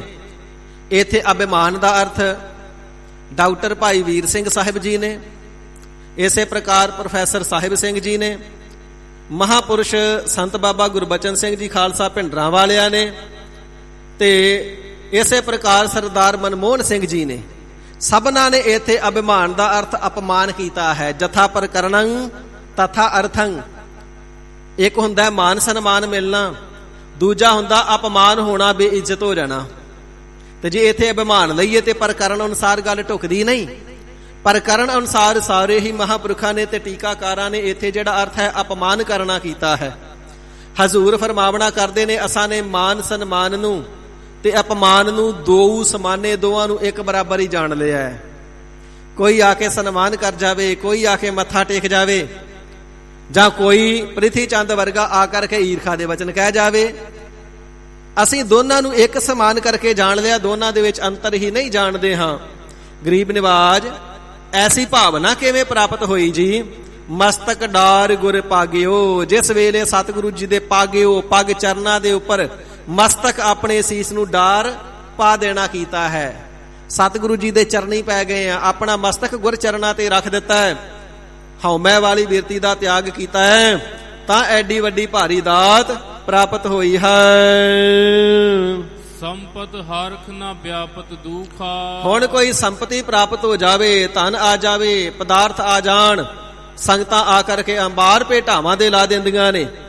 ਸੰਪਤੀ ਆ ਜਾਵੇ ਤੇ ਕੋਈ ਹਰਖ, ਉਸ ਦੀ ਕੋਈ ਖੁਸ਼ੀ, ਕੋਈ ਉਤਸ਼ਾਹ ਨਹੀਂ ਹੁੰਦਾ ਹੈ। ਨਾ ਵਿਆਪਤ ਦੁੱਖਾਂ, ਦੁਨਿਆਵੀ ਧਨ ਦਾ ਨੁਕਸਾਨ ਇਤਿਆਦਿਕ ਹੋ ਜਾਵੇ ਤੇ ਦੁੱਖ ਵੀ ਕੋਈ ਨਹੀਂ ਵਿਆਪਦਾ। ਸਤਿਗੁਰੂ ਸੱਚੇ ਪਾਤਸ਼ਾਹ ਜੀ ਦੇ ਲੰਗਰਾਂ ਦੇ ਵਿੱਚ 36 ਪ੍ਰਕਾਰ ਦੇ ਭੋਜਨ ਵਰਤਦੇ ਨੇ। ਗਰੀਬ ਨਿਵਾਜ ਸੱਚੇ ਪਾਤਸ਼ਾਹ ਜੀ ਦੇ ਦਰ ਤੇ ਭੇਟਾਵਾਂ ਦੇ ਅੰਬਾਰ ਲੱਗਦੇ ਨੇ ਤੇ ਸਤਿਗੁਰੂ ਜੀ ਮੋਹ ਨਹੀਂ ਕਰਦੇ। ਤੇ ਜਿਸ ਵੇਲੇ ਪ੍ਰਿਥੀ ਚੰਦ ਨੇ ਈਰਖਾ ਕਰਕੇ ਮਸੰਦ ਆਪਣੇ ਸਾਰੇ ਰਾਹਾਂ ਤੇ ਬਿਠਾ ਦਿੱਤੇ, ਉਹਨਾਂ ਤੋਂ ਪ੍ਰਚਾਰ ਕਰਵਾਇਆ ਕਿ ਗੁਰੂ ਰਾਮਦਾਸ ਜੀ ਦੇ ਵੱਡੇ ਪੁੱਤਰ ਤਾਂ ਪ੍ਰਿਥੀ ਚੰਦ ਜੀ ਨੇ, ਗੁਰੂ ਅਰਜਨ ਦੇਵ ਸਾਹਿਬ ਜੀ ਤੇ ਤੀਜੇ ਥਾਂ ਸਭਨਾਂ ਤੋਂ ਛੋਟੇ ਨੇ, ਤੇ ਵੱਡਾ ਪੁੱਤਰ ਗੱਦੀ ਦਾ ਅਧਿਕਾਰੀ ਹੋਇਆ ਕਰਦਾ ਸਾਧ ਸੰਗਤ ਜੀ। ਇਸ ਕਰਕੇ ਪ੍ਰਿਥੀ ਚੰਦ ਜੀ ਨੂੰ ਗੁਰੂ ਮੰਨ ਕੇ ਤੇ ਉਹਨਾਂ ਨੂੰ ਮੱਥਾ ਟੇਕੋ। ਭੋਲੀਆਂ ਸੰਗਤਾਂ ਸਤਿਗੁਰੂ ਜੀ ਦੇ ਕਰਤੱਵ ਆਚਾਰ ਦਾ ਪਤਾ ਨਹੀਂ ਕਿ ਗੁਰਿਆਈ ਕਿਸ ਨੂੰ ਬਖਸ਼ੀ ਹੈ। ਉਹ ਸਾਰੀਆਂ ਸੰਗਤਾਂ ਜਿਹੜੀਆਂ ਨੇ ਮਸੰਦਾਂ ਦੀਆਂ ਪ੍ਰੇਰੀਆਂ ਹੋਈਆਂ ਜਾ ਕਰਕੇ ਪ੍ਰਿਥੀ ਚੰਦ ਨੂੰ ਗੁਰੂ ਸਮਝ ਕੇ ਭੋਲੇ ਭਾ ਮੱਥਾ ਟੇਕਣ ਲੱਗੀਆਂ ਨੇ। ਹੁਣ ਸਾਰੇ ਪਦਾਰਥ ਪ੍ਰਿਥੀ ਚੰਦ ਦੇ ਘਰ ਵਿਖੇ ਜਾਣ ਲੱਗੇ ਤੇ ਸਤਿਗੁਰੂ ਅਰਜਨ ਦੇਵ ਸੱਚੇ ਪਾਤਸ਼ਾਹ ਜੀ ਦੇ ਲੰਗਰ ਵੀ ਮਸਤਾਨੇ ਰਹਿਣ ਲੱਗੇ। 8 ਪਹਿਰਾਂ ਦੇ ਵਿੱਚ ਇੱਕ ਵੇਲੇ ਚਣਿਆਂ ਦੀ ਛੋਲਿਆਂ ਦੀ ਰੋਟੀ ਪਕਣੀ, ਪ੍ਰਸ਼ਾਦਾ ਪਕਣਾ। ਤੇ ਸਤਿਗੁਰੂ ਅਰਜਨ ਦੇਵ ਸੱਚੇ ਪਾਤਸ਼ਾਹ ਮਹਾਰਾਜ ਜੀ ਤਾਂ ਵੀ ਪ੍ਰਸੰਨ ਚਿਤ ਉਤਸ਼ਾਹ ਦੇ ਸਹਿਤ ਨੇ ਕਿਸੇ ਪ੍ਰਕਾਰ ਨਾ ਮਸੰਦਾਂ ਨੂੰ ਰੋਕਣ ਦਾ ਯਤਨ ਕੀਤਾ ਤੇ ਨਾ ਕੋਈ ਹੋਰ ਯਤਨ ਕਰਨਾ ਕੀਤਾ। ਤੇ ਸਾਧ ਸੰਗਤ ਜੀ, ਜਿਸ ਵੇਲੇ ਭਾਈ ਸਾਹਿਬ ਭਾਈ ਗੁਰਦਾਸ ਜੀ ਕਾਂਸੀਪੁਰੀ ਤੋਂ ਗੁਰਸਿੱਖੀ ਦਾ ਪ੍ਰਚਾਰ ਕਰਨ ਹਿਤ ਆਏ, ਲੰਗਰਾਂ ਦੇ ਵਿੱਚ ਗਏ ਨੇ ਤੇ ਗਿਆ ਨੂੰ ਛੋਲਿਆਂ ਦਾ ਪ੍ਰਸ਼ਾਦਾ ਛਕਣ ਵਾਸਤੇ ਮਿੱਸਾ ਮਿਲਿਆ। ਬੜਾ ਚਿੱਤ ਵਿੱਚ ਹੈਰਾਨ ਹੋਏ, ਇੱਥੇ ਤੇ 36 ਪ੍ਰਕਾਰ ਦੇ 6 ਰਸਾਂ ਦੇ ਭੋਜਨ ਵਰਤਦੇ ਸਨ, ਕਾਰਨ ਕੀ ਬਣਿਆ? ਸਿੱਖਾਂ ਨੇ ਜਿਸ ਵੇਲੇ ਸਾਰੇ ਕਰਤੱਵ ਨੂੰ ਦੱਸਣਾ ਕੀਤਾ, ਭਾਈ ਗੁਰਦਾਸ ਸਾਹਿਬ ਜੀ ਆਪ ਚੱਲ ਕੇ ਮਾਰਗ ਤੇ ਬੈਠੇ ਨੇ, ਸੰਗਤਾਂ ਨੂੰ ਪ੍ਰੇਰ ਕਰਕੇ ਸਤਿਗੁਰੂ ਅਰਜਨ ਦੇਵ ਸੱਚੇ ਪਾਤਸ਼ਾਹ ਮਹਾਰਾਜ ਸਾਹਿਬ ਜੀ ਦੇ ਚਰਨੀ ਲੈ ਕਰਕੇ ਆਏ। ਭੋਲੀਏ ਸੰਗਤੇ, ਪੂਰੇ ਗੁਰੂ ਤੇ ਇਹ ਨੇ। ਤੇ ਸਤਿਗੁਰੂ ਸੱਚੇ ਪਾਤਸ਼ਾਹ ਮਹਾਰਾਜ ਸਾਹਿਬ ਜੀ ਨੇ ਫਿਰ ਸ਼ਬਦ ਉਚਾਰਨਾ ਕੀਤਾ ਨਾ, ਕਾਹੇ ਰੇ ਮਨ ਚਿਤਵਹਿ ਉਦਮ ਜਾ ਆਹਰ ਹਰ ਜੀਓ ਕਰਿਆ, ਸੈਲ ਪੱਥਰ ਮਹਿ ਜੰਤੋ ਪਾਏ, ਤਾਕਾ ਰਿਜਕ ਆਗਿਆ ਕਰ ਤਰਿਆ। ਭਾਈ ਗੁਰਦਾਸ ਜੀ, ਤੁਹਾਨੂੰ ਏਡਾ ਉਦਮ ਕਾਹਤੋਂ ਫੁਰ ਰਿਹਾ ਹੈ? ਏਡਾ ਉਦਮ ਇਤਨਾ ਯਤਨ ਕਰਨ ਵਿੱਚ ਲੱਗੇ ਕਿਉਂ ਹੋਏ ਹੋ ਤੁਸੀਂ, ਜਦੋਂ ਕਿ ਸਾਡੀ ਰੋਜ਼ੀ ਦਾ ਉਪਜੀਵਕਾ ਦਾ ਆਹਰ ਆਪ ਪਰਮਾਤਮਾ ਜੀ ਨੇ ਕੀਤਾ ਹੋਇਆ ਹੈ। ਜਿਹੜੇ ਪਰਮਾਤਮਾ ਜੀ ਨੇ ਖੁਸ਼ਕ ਪੱਥਰਾਂ ਤੇ ਸਿੱਲਾਂ ਦੇ ਅੰਦਰ, ਪਹਾੜਾਂ ਦੇ ਅੰਦਰ ਜੀਵ ਪੈਦਾ ਕੀਤੇ ਨੇ, ਉਹਨਾਂ ਨੂੰ ਪਰਮਾਤਮਾ ਜੀ ਭੋਜਨ ਪੱਥਰਾਂ ਦੇ ਅੰਦਰ ਹੀ ਦਿੰਦੇ ਨੇ। ਤੇ ਤੁਸਾਂ ਕਿਵੇਂ ਸ਼ੰਕਾ ਕਰ ਲਿਆ ਜੀ ਸਾਡੇ ਲੰਗਰ ਨਹੀਂ ਚੱਲਣਗੇ, ਪ੍ਰਸ਼ਾਦਾ ਨਹੀਂ ਮਿਲੇਗਾ? ਜਿਹੜੇ ਪਰਮਾਤਮਾ ਜੀ ਪੱਥਰਾਂ ਦੇ ਅੰਦਰ ਰਿਜ਼ਕ ਦਿੰਦੇ ਨੇ, ਉਹ ਸਾਨੂੰ ਵੀ ਤੇ ਸੰਗਤਾਂ ਨੂੰ ਰਿਜ਼ਕ ਦੇਣਗੇ। ਸੰਗਤਾਂ ਨੂੰ ਰਸਤਿਆਂ ਵਿੱਚੋਂ ਪ੍ਰੇਰ ਕੇ ਲਿਆਉਣ ਦੀ ਲੋੜ ਨਹੀਂ। ਇਸ ਪ੍ਰਕਾਰ ਜੇਕਰ ਪਦਾਰਥਾਂ ਦਾ ਭਾਵ ਹੋ ਗਿਆ ਤਾਂ ਵੀ ਸਮਬਿਰਤੀ ਹੈ, ਮਨ ਦੇ ਅੰਦਰ ਕੋਈ ਨੀਵਾਂ ਵਿਚਾਰ ਨਹੀਂ। ਤੇ ਜਦੋਂ ਕੀਮਤੀ ਦੁਸ਼ਾਲੇ ਆਪ ਜੀ ਦੇ ਚਰਨਾਂ ਵਿੱਚ ਅਰਪਣ ਹੁੰਦੇ ਨੇ, ਹੀਰੇ ਜਵਾਹਰਾਤ ਮੋਤੀ ਅਰਪਣ ਹੁੰਦੇ ਨੇ, ਤਾਂ ਵੀ ਕਿਸੇ ਪ੍ਰਕਾਰ ਦਾ ਉਤਸ਼ਾਹ ਨਹੀਂ। ਹਜ਼ੂਰ ਫਰਮਾਉਂਦੇ ਨੇ, ਪਦਾਰਥ ਆ ਜਾਣ ਜਾਂ ਪਦਾਰਥ ਚਲੇ ਜਾਣ, ਆਇਆਂ ਦਾ ਉਤਸ਼ਾਹ ਨਹੀਂ, ਗਿਆਂ ਦਾ ਦੁੱਖ ਨਹੀਂ ਕਿਸੇ ਪ੍ਰਕਾਰ। ਰੰਗ ਠਾਕੁਰੈ ਲਾਗਿਓ। ਸੱਚੇ ਪਾਤਸ਼ਾਹ, ਮਨ ਦਾ ਐਸਾ ਨਿਰਮਲ ਭਾਵ ਕਿਵੇਂ ਬਣਿਆ ਹੈ ਜੀ? ਤੇ ਸਤਿਗੁਰੂ ਜੀ ਫਰਮਾਉਂਦੇ ਨੇ, ਹੁਣ ਠਾਕੁਰ ਜੀ ਦਾ, ਮਾਲਕ ਜੀ ਦਾ, ਵਾਹਿਗੁਰੂ ਜੀ ਦਾ ਜੋ ਪਿਆਰ ਹੈ ਉਹ ਹਿਰਦੇ ਦੇ ਅੰਦਰ ਲੱਗ ਗਿਆ ਹੈ। ਉਹ ਪਿਆਰ ਅਵਸਥਾ ਐਸੀ ਹੈ, ਉਹ ਖੀਵੇ ਹੋਣ ਦੀ ਅਵਸਥਾ ਐਸੀ ਹੈ, ਉਹ ਆਨੰਦਿਤ ਹੋਣ ਦੀ ਅਵਸਥਾ ਐਸੀ ਹੈ, ਪਦਾਰਥਾਂ ਦਾ ਆ ਜਾਣਾ ਚਲਿਆ ਜਾਣਾ ਨਜ਼ਰ ਥੱਲੇ ਨਹੀਂ ਆਉਂਦਾ। ਇਹਨਾਂ ਦਾ ਕਿਸੇ ਪ੍ਰਕਾਰ ਦੁੱਖ ਜਾਂ ਉਤਸ਼ਾਹ ਫਿਰਦਾ ਹੀ ਨਹੀਂ। ਸਭ ਤੋਂ ਵੱਡਾ ਉਤਸ਼ਾਹਿਤ ਕਰਨੇ ਵਾਲਾ ਪਰਮਾਤਮਾ ਜੀ ਦਾ ਨਾਮ ਹਿਰਦੇ ਦੇ ਅੰਦਰ ਵਸਿਆ ਹੋਇਆ ਹੈ। ਉਸ ਸਾਹਿਬ ਜੀ ਦੇ ਨਾਮ ਦੇ ਨਾਲ ਸਾਡਾ ਪਿਆਰ ਜੂ ਲੱਗਾ ਹੋਇਆ ਹੈ। ਬਾਸ ਬਾਸਰੀ ਏਕੈ ਸੁਆਮੀ। ਬਾਸ ਤੋਂ ਭਾਵ ਹੈ ਵਸਣ ਵਾਲੇ ਜੀਵ। ਵਸਦੇ ਕਿੱਥੇ ਨੇ ਜੀ? ਘਰਾਂ ਵਿੱਚ। ਘਰ ਕਿੱਥੇ ਨੇ? ਨਗਰਾਂ ਵਿੱਚ। ਨਗਰਾਂ ਦੇ ਵਿੱਚ ਬਾਸਰੀ ਵਸਣ ਵਾਲੇ ਏਕੈ ਸੁਆਮੀ, ਇੱਕ ਹਰੀ ਅਕਾਲ ਪੁਰਖ ਵਾਹਿਗੁਰੂ ਜੀ ਨੂੰ ਨਗਰਾਂ ਦੇ ਵਿੱਚ, ਨਗਰੀਆਂ ਦੇ ਵਿੱਚ, ਪਿੰਡਾਂ ਦੇ ਵਿੱਚ, ਸਭ ਥਾਵਾਂ ਤੇ ਵਸਣ ਵਾਲੇ ਜੀਵਾਂ ਦੇ ਅੰਦਰ ਵੀ ਦੇਖਿਆ ਹੈ। ਉਦਿਆਨ ਦ੍ਰਿਸ਼ਟਾ ਗਿਓ। ਤੇ ਉਸੇ ਹੀ ਪਰਮਾਤਮਾ ਜੀ ਨੂੰ ਉਦਿਆਨ, ਬੀਆਬਾਨ, ਜੰਗਲਾਂ ਦੇ ਵਿੱਚ ਵਸਦਾ ਵੀ ਵੇਖਿਆ ਹੈ। ਜਿਹੜੇ ਨਗਰੀਆਂ ਦੇ ਅੰਦਰ ਗ੍ਰਸਥੀ ਵਸਦੇ ਨੇ ਉਹਨਾਂ ਦੇ ਅੰਦਰ ਵੀ ਉਸ ਦੀ ਜੋਤ, ਜਿਹੜੇ ਬਾਨਪ੍ਰਸਤੀ ਜੰਗਲਾਂ ਵਿੱਚ ਵਸਦੇ ਨੇ ਉਹਨਾਂ ਦੇ ਵਿੱਚ ਵੀ ਤੇ ਵਾਹਿਗੁਰੂ ਜੀ ਨੂੰ ਹੀ ਵਸਦਿਆ ਪ੍ਰਤੱਖ ਦੇਖਿਆ ਹੈ। ਨਿਰਭਉ ਪਏ ਸੰਤ ਭ੍ਰਮ ਡਾਰਿਓ। ਹਜ਼ੂਰ ਫਰਮਾਵਣਾ ਕਰਦੇ ਨੇ, ਜਦੋਂ ਸਭ ਜਗ੍ਹਾ ਤੇ ਵਸਦਾ ਹੈ, ਸਭਨਾਂ ਦੇ ਨਾਲ ਵਸਦਾ ਹੈ, ਸਭਨਾਂ ਦੇ ਹਿਰਦੇ ਦੇ ਅੰਦਰ ਵਸਦਾ ਹੈ, ਉਹ ਪਰਮਾਤਮਾ ਜੀ ਸਾਡੇ ਹਿਰਦੇ ਦੇ ਅੰਦਰ ਸਾਡੇ ਆਮਣ ਮਰਨ ਵਿਕਾਰਾਂ ਦਾ ਡਰ ਨਹੀਂ ਰਿਹਾ। ਸੰਤ ਭ੍ਰਮ ਡਾਰਿਓ। ਪੂਰੇ ਸਤਿਗੁਰੂ ਰਾਮਦਾਸ ਸੱਚੇ ਪਾਤਸ਼ਾਹ ਸ਼ਾਂਤ ਆਤਮਾ ਜੀ ਨੇ ਹਿਰਦੇ ਦੇ ਸਾਰੇ ਭਰਮ ਕੱਢ ਕੇ ਹਿਰਦੇ ਨੂੰ ਭਰਮਾਂ ਤੋਂ ਰਹਿਤ ਕਰ ਦਿੱਤਾ ਹੈ। ਪੂਰਨ ਸਰਬਾਗਿਓ। ਤੇ ਪੂਰਨ ਸਰਬੱਗ ਅੰਤਰਜਾਮੀ ਭਗਵਾਨ ਜੀ ਨੂੰ ਸਭ ਜਗ੍ਹਾ ਤੇ ਵਸਦਾ ਦਿਖਾਇਆ ਹੈ। ਜੋ ਕਿਛ ਕਰਤਾ ਕਾਰਨ ਕੀਨੂ। ਜੋ ਕਿਛ ਵੀ ਕਰਤੇ ਅਕਾਲ ਪੁਰਖ ਵਾਹਿਗੁਰੂ ਜੀ ਨੇ ਕਾਰਨ ਸਰੂਪ ਹੋ ਕਰਕੇ ਕਾਰਨ ਕੀਤੇ ਹਨ। ਜੋ ਵੀ ਕਰਤੱਵ ਕਰਨਾ ਕੀਤਾ ਹੈ, ਦੁੱਖ ਆ ਜਾਵੇ, ਸੁਖ ਆ ਜਾਵੇ, ਅਮੀਰੀ ਆ ਜਾਵੇ, ਗਰੀਬੀ ਆ ਜਾਵੇ, ਮਨ ਬੁਰੂ ਨਾ ਲਾਗਿਓ। ਹੁਣ ਕੋਈ ਵੀ ਅਵਸਥਾ ਤੇ ਕੋਈ ਵੀ ਸਮਾਂ ਬੁਰਾ ਨਹੀਂ ਲੱਗਦਾ ਹੈ। ਅਕਾਲ ਪੁਰਖ ਵਾਹਿਗੁਰੂ ਜੀ ਦੇ ਭਾਣੇ ਦੇ ਅੰਦਰ ਹਰ ਇੱਕ ਕੋ ਚੋਜ, ਹਰ ਇੱਕ ਕਰਤੱਵ ਉਸਦਾ ਅਸਚਰਜ, ਨਿਰਮਲ ਤੇ ਪਿਆਰਾ ਹੀ ਲੱਗਦਾ ਹੈ। ਸਾਧ ਸੰਗਤ ਪ੍ਰਸਾਦ ਸੰਤਨ ਕੈ। ਹੇ ਗੁਰਸਿੱਖੋ, ਜਦੋਂ ਸਾਧ ਸੰਗਤ ਦੇ ਅੰਦਰ ਮਿਲ ਕਰਕੇ ਸੰਤ ਜਨਾਂ ਦੀ, ਸਤਿਗੁਰੂ ਜੀ ਦੀ ਕਿਰਪਾ ਦੇ ਨਾਲ ਜਪਣਾ ਕੀਤਾ ਨਾ, ਸਤਨਾਮ ਸ੍ਰੀ ਵਾਹਿਗੁਰੂ, ਇਸ ਸਿਮਰਨ ਦੇ ਨਾਲ ਜਿਹੜਾ ਮਨ ਗੁਰ ਭਗਤੀ ਵੱਲੋਂ ਸੁੱਤਾ ਹੋਇਆ ਸੀ, ਉਹ ਗੁਰ ਭਗਤੀ ਵੱਲ ਹੁਣ ਜਾਗ ਪਿਆ ਹੈ। ਸੋਇਓ ਮਨ ਜਾਗਿਓ। ਤੇ ਇਹ ਜਿਹੜਾ ਮਨ ਹੈ ਮਾਇਆ ਦੇ ਮੋਹ ਵਿੱਚ ਜਗਿਆਸੂਆਂ ਦਾ ਸੁੱਤਾ ਪਿਆ ਹੈ, ਭਗਤੀ ਵੱਲ, ਬੰਦਗੀ ਵੱਲ ਨਹੀਂ ਜਾਗਦਾ ਹੈ। ਇਸ ਕਰਕੇ ਸਰਬਤ ਜੀਵ ਸਿੱਖੋ, ਤੁਸੀਂ ਜੇਕਰ ਚਾਹੁੰਦੇ ਹੋ ਐਸੀ ਅਵਸਥਾ ਪ੍ਰਾਪਤ ਹੋਵੇ, ਸਤ ਸੰਗਤ ਵਿੱਚ ਆ ਕਰਕੇ ਸਤਿਗੁਰੂ ਜੀ ਦੀ ਸੰਗਤ ਨਾਲ ਮਿਲ ਕਰਕੇ ਜਪਣਾ ਕਰੋ ਦਿਨ ਰਾਤ, ਸਤਨਾਮ ਸ੍ਰੀ ਵਾਹਿਗੁਰੂ। ਮਾਇਆ ਦੇ ਮੋਹ ਵੱਲੋਂ ਸੁੱਤਾ ਹੋਇਆ ਜਿਹੜਾ ਮਨ ਹੈ, ਨਾਮ ਦਾ ਪ੍ਰਤਾਪ ਵੇਖ ਕਰਕੇ ਗੁਰੂ ਕੀ ਬੰਦਗੀ ਵੱਲ, ਪ੍ਰੇਮਾ ਭਗਤੀ ਵੱਲ ਜਾਗਿਓ, ਜਾਗ ਜਾਵੇਗਾ। ਗੁਰਸਿੱਖਾਂ ਦਾ, ਆਤਮ ਰਸੀਆਂ ਦਾ ਮਨ ਸਤ ਸੰਗਤ ਦੁਆਰਾ ਸਿਮਰਨ ਵੱਲ ਜਾਗਿਆ ਹੈ। ਜਨ ਨਾਨਕ ਓੜ ਤੁਹਾਰੀ ਪਰਿਓ। ਅਕਾਲ ਪੁਰਖ ਵਾਹਿਗੁਰੂ ਜੀ ਦੇ ਸਨਮੁਖ ਬਚਨ ਉਚਾਰਨਾ ਕਰਦੇ ਨੇ ਗਰੀਬ ਨਿਵਾਜ ਸਤਿਗੁਰੂ ਜੀ। ਹੈ ਵਾਹਿਗੁਰੂ ਜੀ, ਜਿਹੜੇ ਜਨ ਹੋ ਕਰਕੇ, ਸੇਵਕ ਹੋ ਕਰਕੇ ਆਪ ਜੀ ਦੇ ਚਰਨਾਂ ਦੀ ਸ਼ਰਨ ਵਿੱਚ ਪਏ ਹਨ, ਆਪ ਜੀ ਦੀ ਓਟ ਜਿਨ੍ਹਾਂ ਨੇ ਤੱਕੀ ਹੈ, ਆਇਓ ਸਰਣ ਆਗਿਓ। ਆਪ ਜੀ ਦੀ ਸ਼ਰਨ ਆਗਿਓ। ਸ਼ਰਨ ਦੇ ਵਿੱਚ ਆ ਕਰਕੇ, ਚਰਨਾਂ ਦੀ ਸ਼ਰਨ ਵਿੱਚ ਆ ਕਰਕੇ ਆਪ ਜੀ ਦੀ ਓਟ ਹਿਰਦੇ ਦੇ ਅੰਦਰ ਧਾਰਨ ਕੀਤੀ ਹੈ, ਆਸਰਾ ਲਿਆ ਹੈ। ਨਾਮ ਰੰਗ ਸਹਿਜ ਰਸ ਮਾਣੇ। ਨਾਮ ਰੰਗ ਦੇ ਅੰਦਰ ਉਹਨਾਂ ਦੇ ਹਿਰਦੇ ਰੰਗੇ ਗਏ ਨੇ। ਨਾਮ ਰੰਗ, ਨਾਮ ਦਾ ਐਸਾ ਪਿਆਰ ਉਹਨਾਂ ਦੇ ਮਨ ਨੂੰ ਲੱਗ ਗਿਆ ਹੈ। ਸਹਿਜ ਸੁਖ, ਅਚੁੱਤ ਸੁਖ, ਪਰਮਾਤਮਾ ਜੀ ਦੇ ਨਾਲ ਜੁੜਨੇ ਦਾ ਜੋ ਸੁਖ ਹੈ, ਤਿੰਨਾਂ ਨੇ ਸਹਿਜੇ ਹੀ ਮਾਣਿਆ ਹੈ।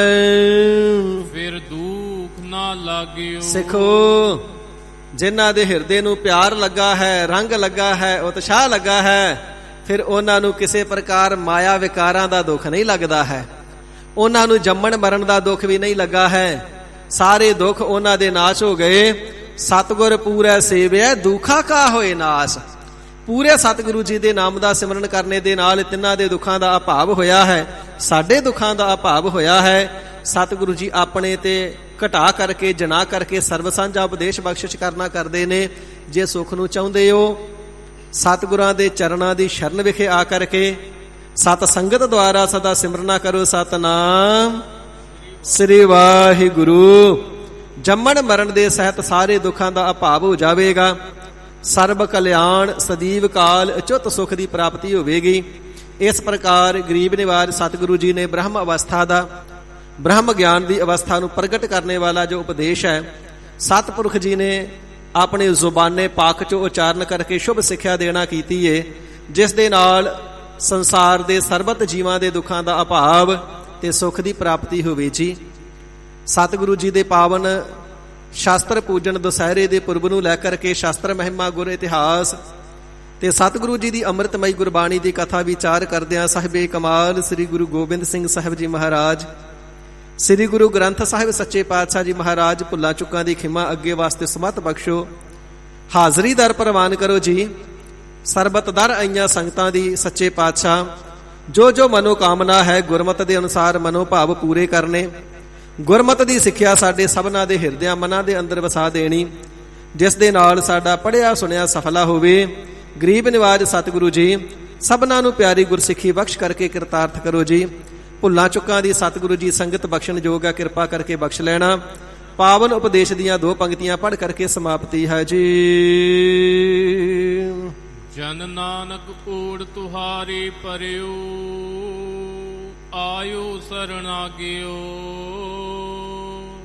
ਨਾਮ ਰੰਗ ਸਹਿਜ ਰਸ ਮਾਣੇ, ਫਿਰ ਦੁੱਖ ਨਾ ਲਾਗਿਓ। ਵਾਹਿਗੁਰੂ ਜੀ ਕਾ ਖਾਲਸਾ, ਵਾਹਿਗੁਰੂ ਜੀ ਕੀ ਫਤਿਹ। हे अच्युत हे पार ब्रह्म अविनाशी अगनास, हे पूरन हे सर्व मैं दुख पंजन गुणतास, हे संगी हे निरंकार हे